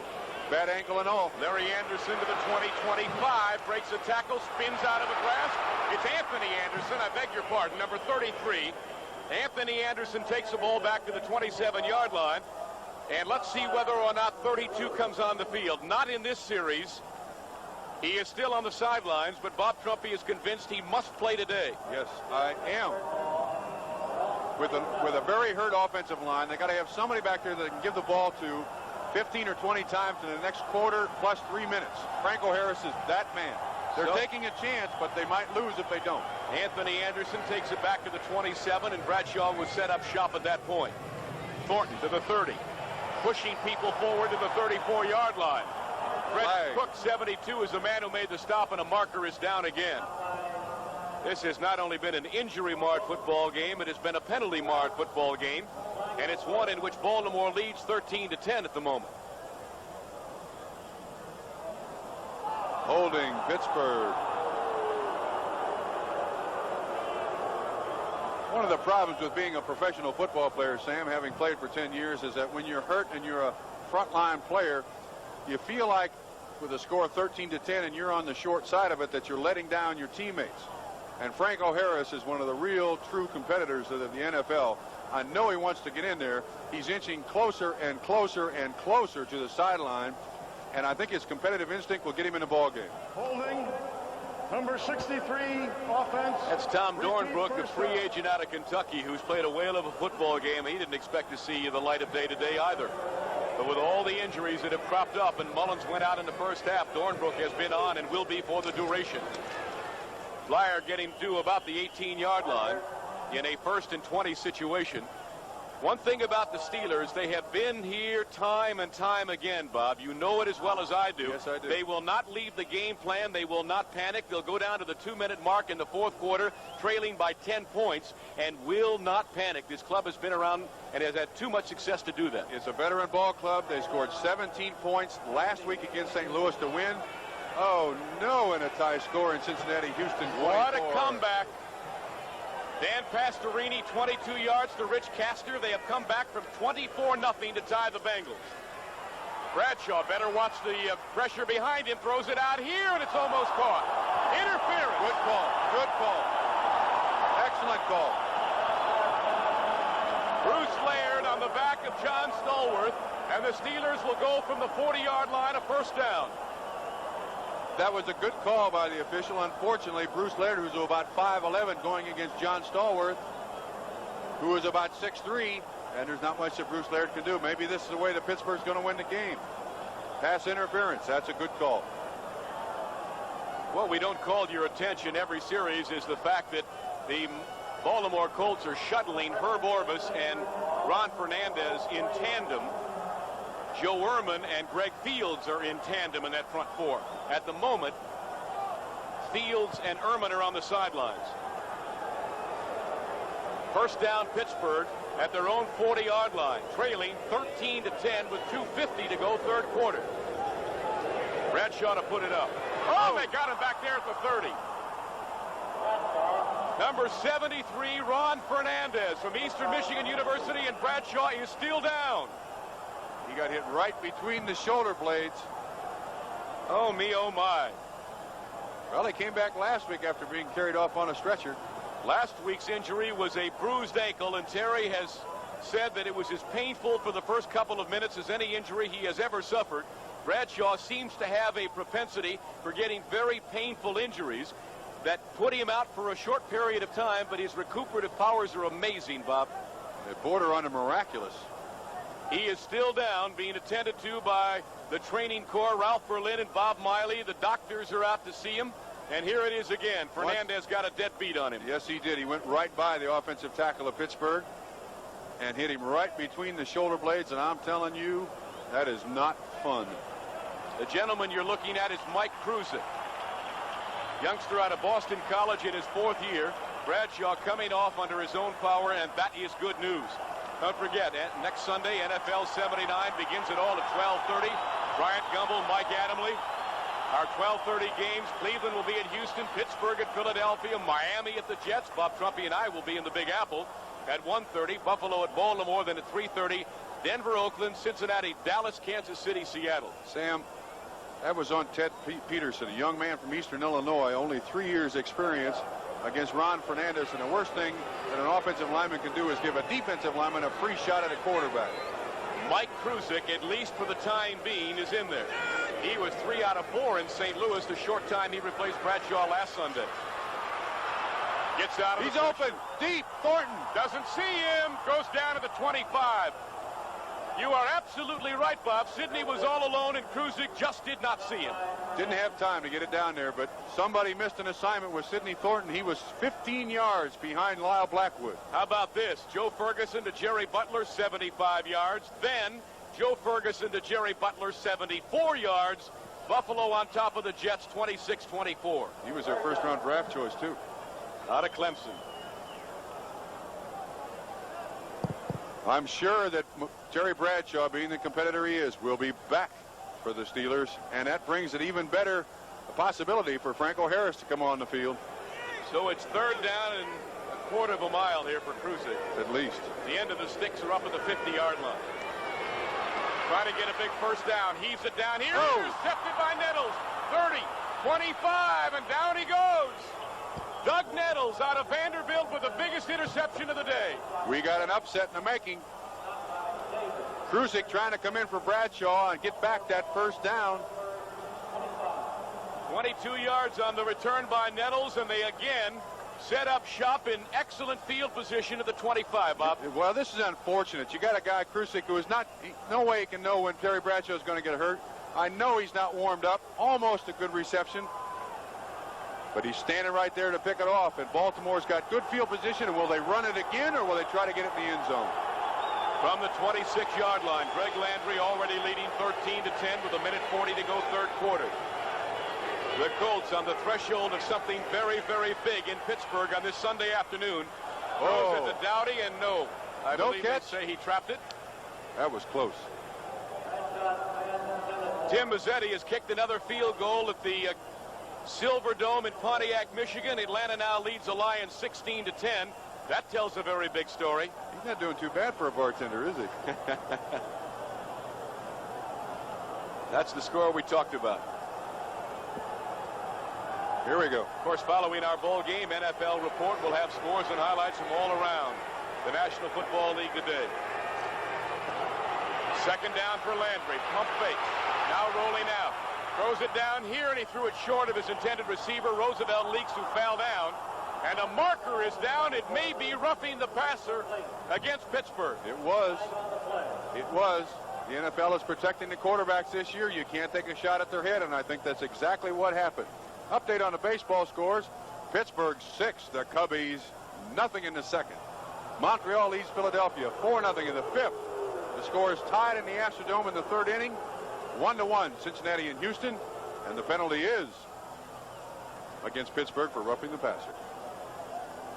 Oh, that's a big one. That hurts. That hurts Pittsburgh's chances. Referee Gordon McCarter walking off the personal foul. It'll go inside the 15-yard line, and they will spot it to be exact at the 12.5. It'll be a 1st down Baltimore. And here's the referee, if his mic is working, we hope. Personal foul, roughing the passer, number 65 defense, 1st down. Tom Beasley gets the unenviable distinction of having been the culprit on that call. 1st down Baltimore. Landry is really in business here. 1:30 to go, 3rd quarter. Landry throws it over the middle in behind his intended receiver, who is Glenn Dowdy, and J.T. Thomas had the coverage. I think a good pass by Landry might have nailed him. Yes. Landry's a little mad at himself. He threw it behind Dowdy, I suppose underestimating Glenn Dowdy's speed. But I think Dowdy had J.T. Thomas beat for a touchdown, if, as you say, to put it between the numbers. So it's 2nd down and 10 at the 12.5-yard line. Baltimore leading 13-10. This is a stunned crowd in Pittsburgh. But this is the way, now they're yelling defense. This is the way Pittsburgh's defense got the tag of the steel curtain. Dirk Winston, 53, faking the blitz. Oh, good cadence by Landry again. Throws it down here for Reese McCall, but after the whistle. And let's see whether or not the Steeler defensive line was drawn offside. Somehow I feel they were on this occasion, Bob. Yes. Joe Green, whoops. Jack Ham is clapping his hands. Is it going to be against Greg Landry? For voice inflection, illegal procedure. Baltimore, that's twice they've called it on Greg Landry. The quarterback cannot nod his head, move his shoulder. He can change the inflection in his voice, and that's it. It wasn't the cadence after all. I was giving it too much credit. It's the way that he calls it. Yes, it's the cadence. It's the inflection of the cadence. Well, our on-again, off-again microphone is off again. The penalties are fairly even today. Well, what he said was an illegal head nod by the quarterback. So it's 2nd down and 15 for Baltimore. They spot the ball at the 17-yard line. Roger Carr wide left. Glenn Dowdy, former Michigan star, to the right. Long count by Landry. He'll stay in the pocket. Throws it over the middle. Intercepted by Jack Ham.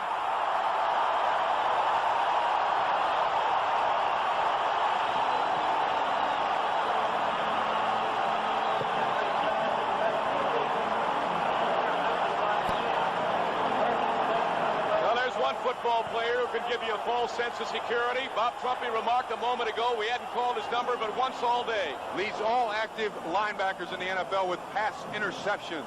He's always around the football, and this one is on rosy leaks. He did not continue his pattern. He stopped dead in his tracks. Jack Ham was wide open. Career interception number 27 for the amazing one from Penn State. Bradshaw back in the lineup. Another miracle recovery by the Steeler 10-year veteran from Louisiana Tech. Flyer to the 12, breaks the tackle to the 14-yard line. Fumbles the ball again after the whistle. It's down.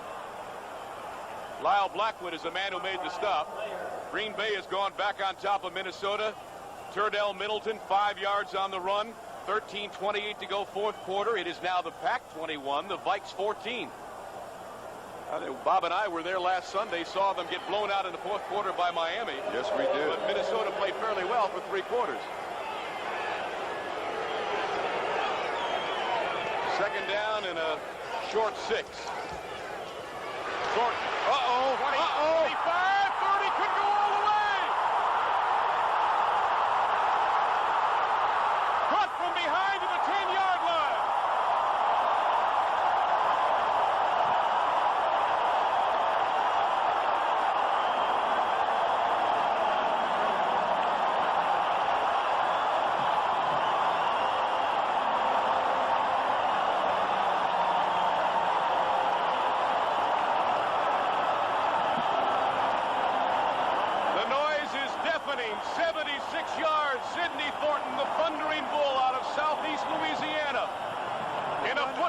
With the secondary of Baltimore. And the Thundering Bulls got some speed. He just ran out of gas. What a play. What's the yardage on that? 79 yards for Sidney Thornton.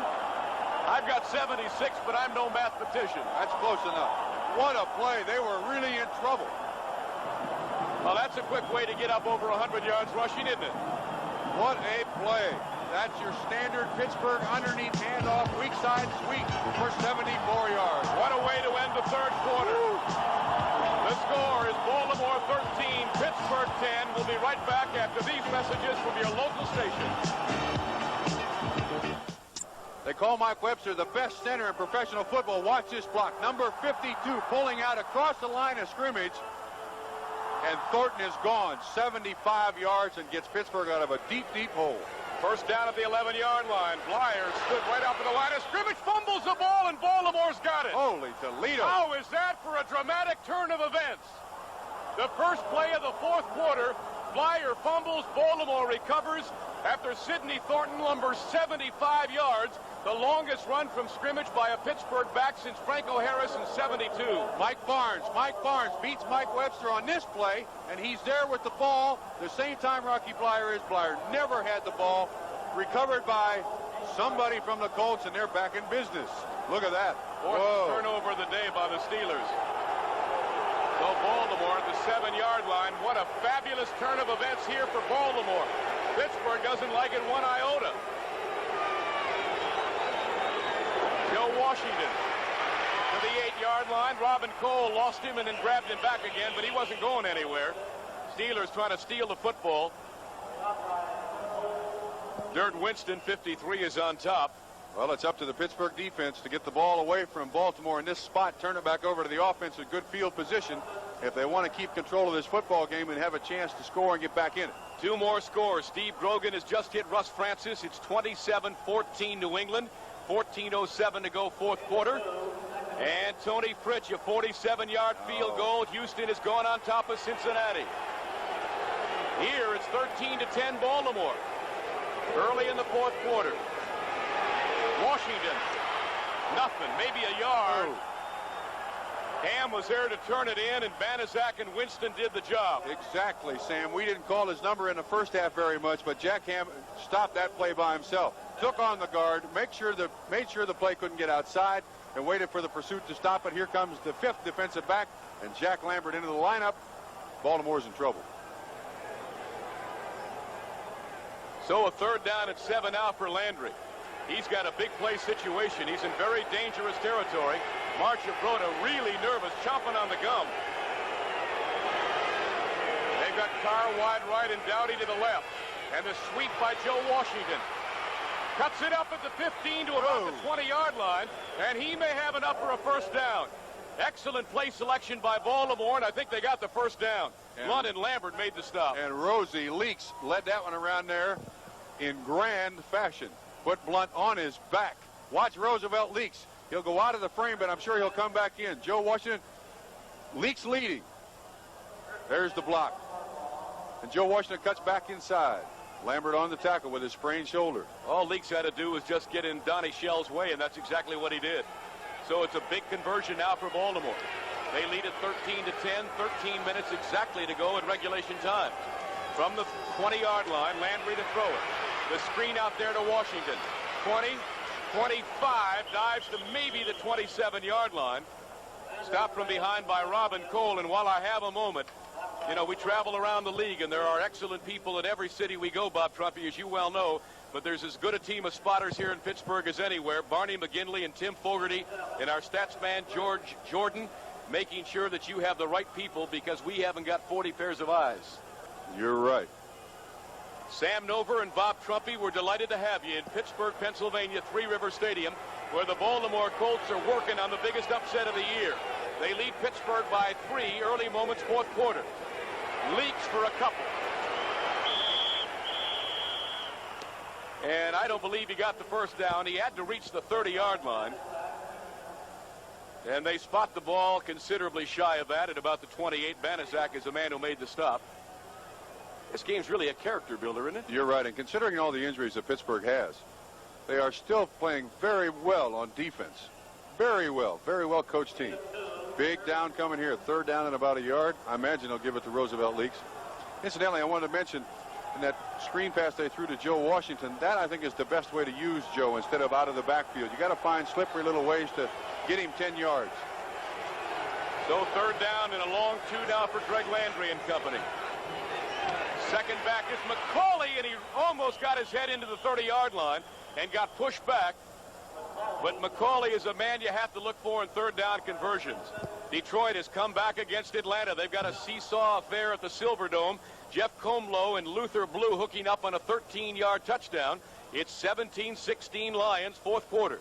And we're going to have a measurement. I'll tell you, Pittsburgh still leads Chicago 6-0 in the third. Montreal leads Philadelphia 5-2 in the sixth. You are talking baseball, aren't you? Well, yes, I am. Otherwise, yes, I am. Very low-scoring football games. Cincinnati leads Houston in the fourth 2-1. Milwaukee leads Minnesota 3-0 in the third. And that means nothing. The Birds are in the playoffs for Baltimore. Flanagan is my choice for Cy Young. Excuse me, Sam. First down for Baltimore, and that reminds me, too, Bob, that NBC's superb coverage of the regular season will continue. Not over. They got the first down. I was wrong. They did not have to reach the 30. They got it to the 29.5. Joe Washington across the 30 to the 31 and knocked back by Robin Cole. At the bottom was Tom Beasley, 65. And supported well by Donnie Shell. No rhyme intended. I'm really wrong, and you don't want to embarrass me. Sounds good to me, Sam. Second down and 9 now for Baltimore. Leaks leading the way for Washington. Oh, and he got a big hit at the 35-yard line by Dirt Winston, the middle linebacker. This has really become student body right and student body left for Joe Washington, something he was accustomed to at Oklahoma. Well, they want to eat up as much time on the clock as they possibly can, and unfortunately, Joe Washington just isn't the real strength back that they need carrying the ball. He is slippery, but the pursuit catches up with him. Third down and about 3.5. I would look for the quick out to Dowdy or Carr. You keep saying that, but he seems to have stood up very well under the pressure and the beating he's taking today. Very well, very well. We must give compliments to Roger Carr. McCauley's there. You can always look for him in third down situations. We have a third down and 4 for Baltimore. Nope, Washington this time with McCauley blocking. They spring it out. Down he goes. Nothing. Jack Ham again. 59 was there to make the stop. And Baltimore will have to punt it. Reese McCall on Jack Ham, and I fought that battle for about 10 years. Ham with outside position, and Ham just strings it out. That's exactly what his job is. And he still makes the tackle. How about that for a linebacker? I don't feel so bad that I never got a chance to really block him if he plays that well. He does it to everybody.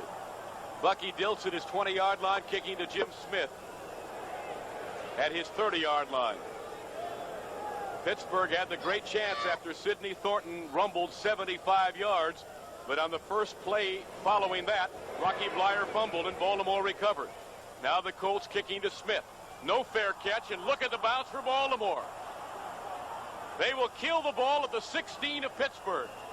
Great bounce for Dilts and a great opportunity now for Baltimore to play some defense. 50 yards on the punt, no return. We'll return to Pittsburgh in a moment. Pittsburgh, it looks like we got visitors, Trump. That looks like the best seat in the house right there. That balloon is hovering right over the center of the stadium. And there are folks in that balloon. I can see them with the naked eye. From the 15, Sidney Thornton with a big hole. Still on his feet up to the 30-yard line. Fumbles the ball, but after the whistle. That is the third time that a Steeler fumble has followed the whistle. Luckily for the Steelers, who trail here 13-10. Thornton's hurt. I think I read a name on that balloon, and if I do, it looks like a local savings and loan bank here in Pittsburgh. Here it is Sidney again. Thornton trying to make up for that 75-yard run, which Pittsburgh turned over right up through the middle. Webster again on Mr. Krause. Thornton breaks to the outside. He's got to be a tired little fella. We're Hawthorne back in there live. now. Back live. Bradshaw throws it out here to Greg Hawthorne, the #1 draft choice from Baylor. Breaks the tackle 35, 38-yard line. Larry Brazil had him down low and finally pulled him down after a gain of about 4, maybe 5 yards for Hawthorne. It'll be second down, Pittsburgh trailing 13-10, and the clock becomes a factor. 7:50 to play in regulation time. But, Sam, you said it earlier in the third quarter, Pittsburgh will not go away from its game plan. They will stay right with it right up to the end. This team does not panic, and that's the best characteristic about them.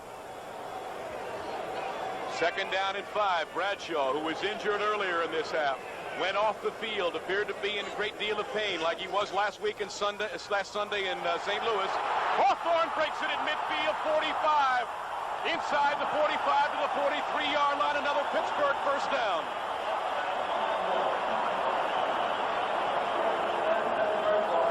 Well, Baltimore now has its back to the proverbial wall because Pittsburgh moving into field goal range. And once again, that's Pittsburgh's favorite play. Great block on Sanders Shiver. And Hawthorne, the rookie, breaks into the backfield.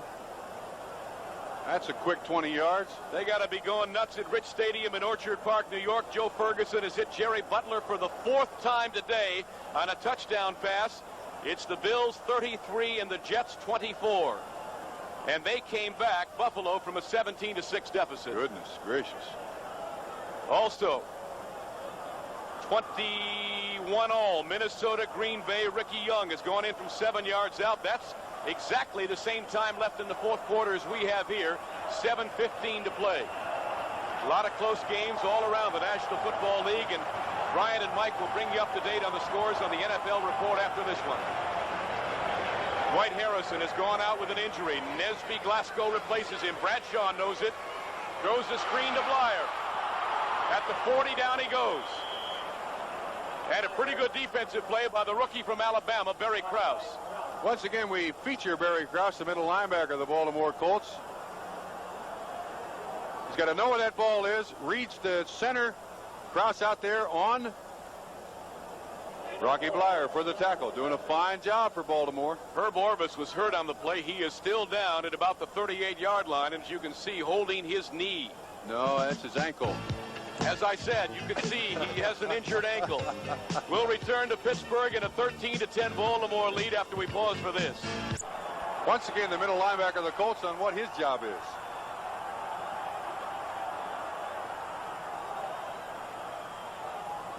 He avoided the block from Corson very well. Now we're back live.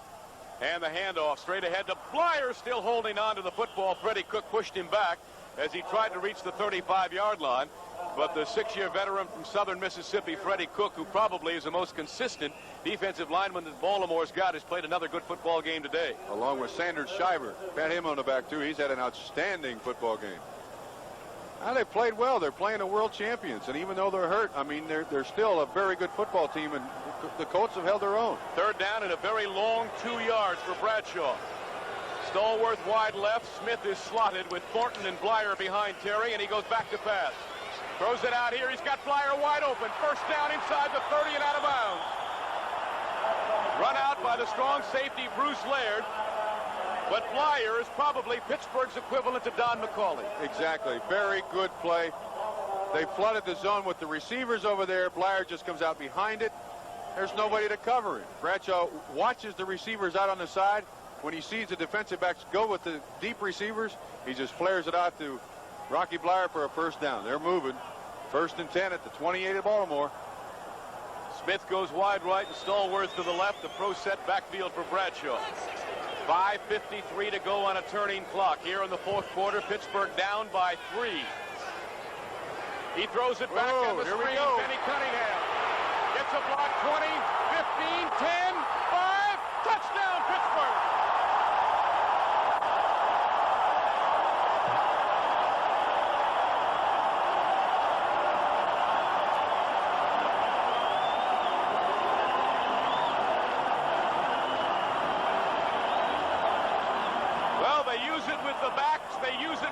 Receivers, and once in a while they like the tight end screen. Great call. Half roll left.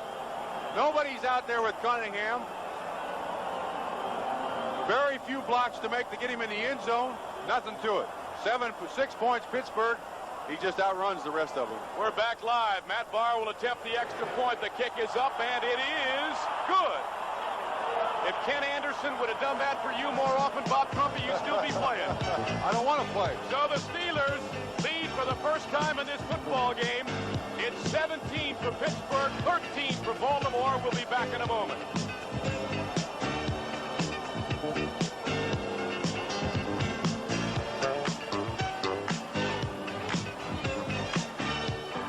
Here's Matt Barr's kick to Nesby Glasgow.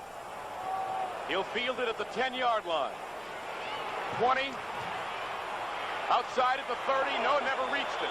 Great tackle by Randy Grossman, number 84. Here it is again, Bob.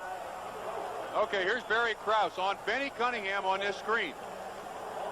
Well, on certain defenses, you know, I might have man-to-man coverage, and certain defenses have zone.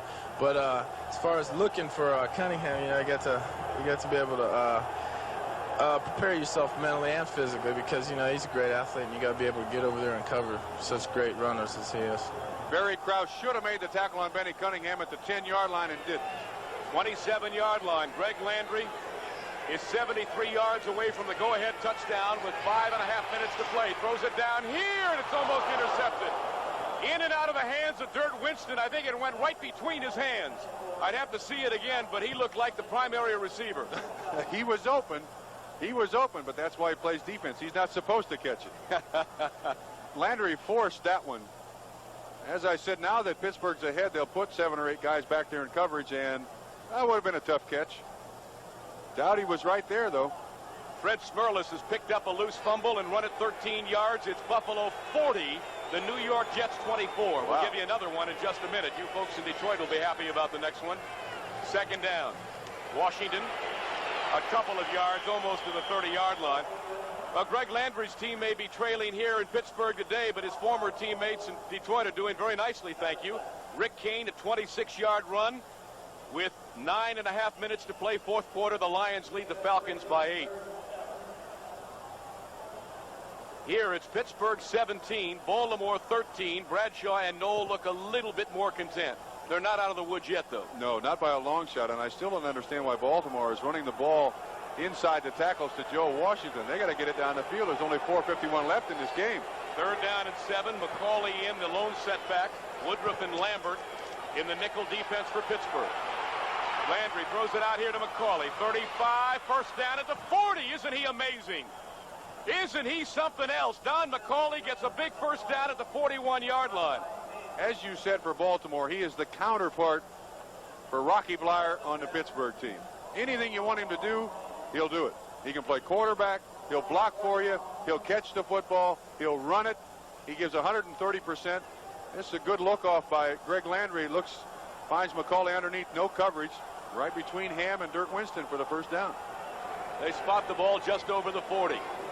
Baltimore not only battling the Steelers, but they're battling a moving clock here. Throws it out here, and Roosevelt Leaks cannot hold on. He got hit at the same time he caught the football by J.T. Thomas, and he could not hold on to the ball. You know, the amazing thing about McCauley is that he only plays part of the time. He entered this game as the third leading receiver in the AFC. Granted, Baltimore throws to its backs more than most everybody else, but that's still a pretty good stat. He's caught 3 or 4 today. I like him. I've always liked him. First-round draft choice out of North Carolina. He speaks very highly of you, Bob. Well, as well he should. So it's second down and 10 at the 40-yard line. Baltimore trailing for the first time today here in Pittsburgh. Landry on every down now. Throws it to McCauley at the 50 into Pittsburgh territory. And down at the 46, another Baltimore first down. And he even beat the double team that time. Out of the backfield, that's where you're going to get yardage against that total zone coverage by Pittsburgh. And he goes out for a play. Rosie Leaks comes back in. Ted Marchibroda's got to be happy. Well, we keep saying it, but it's worth repeating. McCauley underneath all the coverage. Goes right into the teeth of the zone, but Landry with a good pass. McCauley with a good catch. First down, Baltimore at the Pittsburgh 46. Washington on the sweep. Cut it back inside the 45 to the 43-yard line. Ken Huff, the 5-year veteran out of North Carolina, led the sweep, and then Joe went off on his own and picked up a couple of yards, but you almost have to improvise sometimes because the Steeler defense has such great lateral movement. That flow is there, and you got to go on your own. That's a very active defense. Their linebackers are very active back there, and all they ask their outside linebackers to do is just string it out. They got to get the ball on the field. There's only 2:56 left to go in this football game. They got to have a touchdown to win. All they ask McCauley to do is come in and make the big plays. He's done it 4 or 5 times today. Second down, 6 Baltimore. Roosevelt Leaks runs into Gary Dunn, and that's as far as he goes. Pushed all the way back to the 45-yard line, but they'll give him his forward progress, and look who's coming in on third down.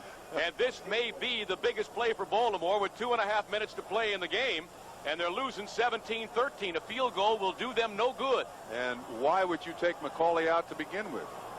Leave him in there for 3 plays. Keep throwing it to him.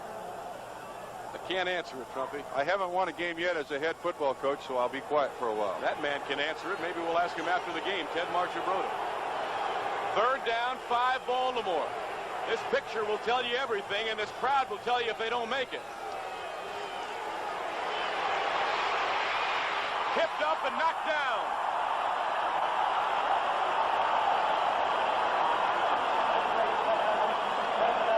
Tom Beasley reached a big paw up and batted it down, and Marchibroda has indicated he wants to go on 4th down. Comes down to 1 play. 2 minutes left. 1:59 left. Comes down to 1 play. 4th down. 4 yards to go. I would imagine they'll go to McCauley. Oh, we've reached the 2-minute warning in one heck of a football game. Hope you're enjoying it. 17-13 Steelers. We'll be back for Baltimore's 4th down play. Sam Nover, Bob Trumpy back in Pittsburgh. This football may have come down to this last play. 4th down, Baltimore, 5 yards to go at the Pittsburgh 41-yard line. Baltimore trails 17-13. They obviously need the touchdown.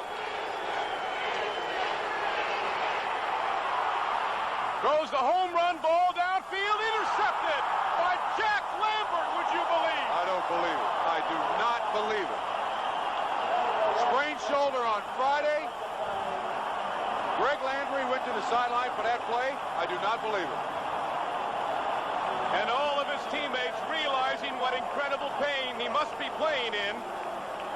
He's only played in certain situations on 3rd and long today, and Lambert with the biggest play of the game thus far. I do not agree with that call whatsoever. 5 yards to get McCauley in the backfield. They're going for the whole thing. Lambert had him covered like the proverbial blanket. So Pittsburgh back on offense needs to tick off 1:50 and win their 4th straight game.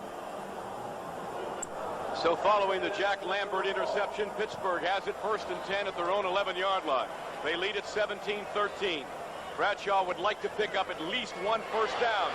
He may have it on the first carry as Thornton gets it all the way out to the 18-yard line. That's a big play because they can run a couple now and kill the clock or make Baltimore use all of their timeouts here.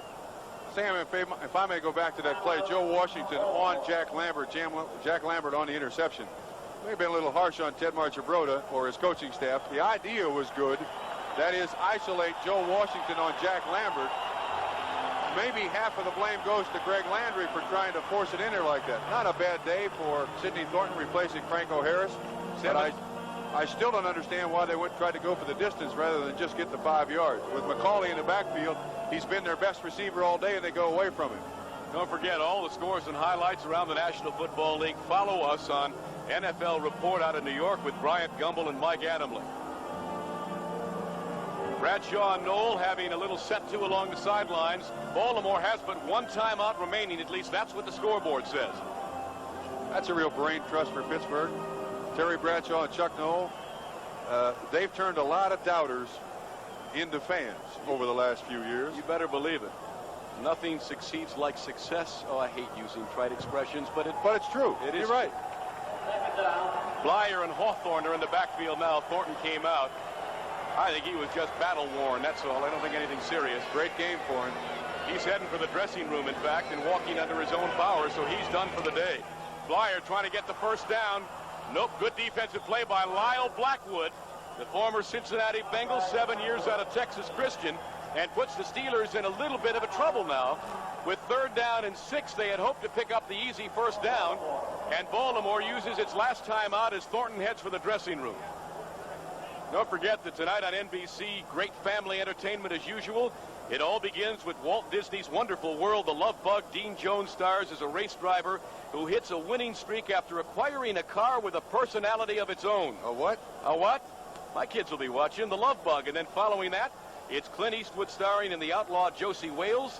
All this tonight, of course, beginning 7 o'clock Eastern Time on the NBC television network. Hope you'll be with us. Sam, this is an incredible win for Pittsburgh. This may really help them for the rest of the year. Playing this game without Franco Harris, Jerry Mullins, Sam Davis for most of it, Lynn Swan out with a hamstring, defensively L.C. Greenwood, Steve Furness, Ron Johnson, and still beating Baltimore 17-13. No telling what this may do for him. You might throw in Lauren Taves, who we haven't even mentioned all day. He was definitely out from the word go. Bradshaw out for a little bit with a good stick between the shoulder blades. On the other hand, I got to think this is a big morale booster for Baltimore, even if they don't win it. And the game's not over yet, Sam. 3rd down and 5. Baltimore out of timeouts, I believe. The scoreboard shows them with none. Bradshaw to throw it out here for Jimmy Smith, and he overthrew him. It was a sideline pattern, just trying to pick up the first down, so Baltimore will get the football back again. And Baltimore can say thank you very much for stopping the clock. Landry will have to go with no timeouts. With Roger Carr and Joe Washington, they got a chance. I can't understand why Pittsburgh would, on purpose, stop the clock. They could have gotten 60 more seconds off the clock. Nesby Glasgow, who ran one back 62 yards for a touchdown against the Lions in the preseason, has got himself positioned at about the 44-yard line. Craig Colquitt, 2-step punter, gets off a line drive punt. Glasgow at his 47, fair catch. We still got us a football game, You bet Sam. we do. Landry needs the 6 points. He's got 1:22 to go, some 54 yards, 37 yards on the punt by Colquitt. What a game, 17-13 Pittsburgh. Try desperately if you're on offense to get out of bounds anytime you catch the football. Call 2 plays in the huddle. Make sure that everybody knows what's going on. Come up with a standard formation. Pittsburgh, on the other hand, will be playing back there in the nickel seats to make sure they stop the touchdown. They don't care about a 15-yard reception. They want to keep them out of the end zone. Let's see what happens. Just as I said, Lauren Taves has not played. He makes his first appearance in the game. He throws it down here for Carr. Landry does. And it's out of bounds. Lauren Taves on for the first time today, I believe, number 51. So they've got Ham, Lambert, and Taves at the linebacking spots. And Baltimore's got to go down the middle. They got to get it to the tight end. They're going to protect the outside. Reese McCall has got to be open down the middle. If he can beat the linebacker, he's going to be open. 2nd down and 10. Landry unofficially 14 out of 29, 175 yards today. Glenn Doughty goes wide right.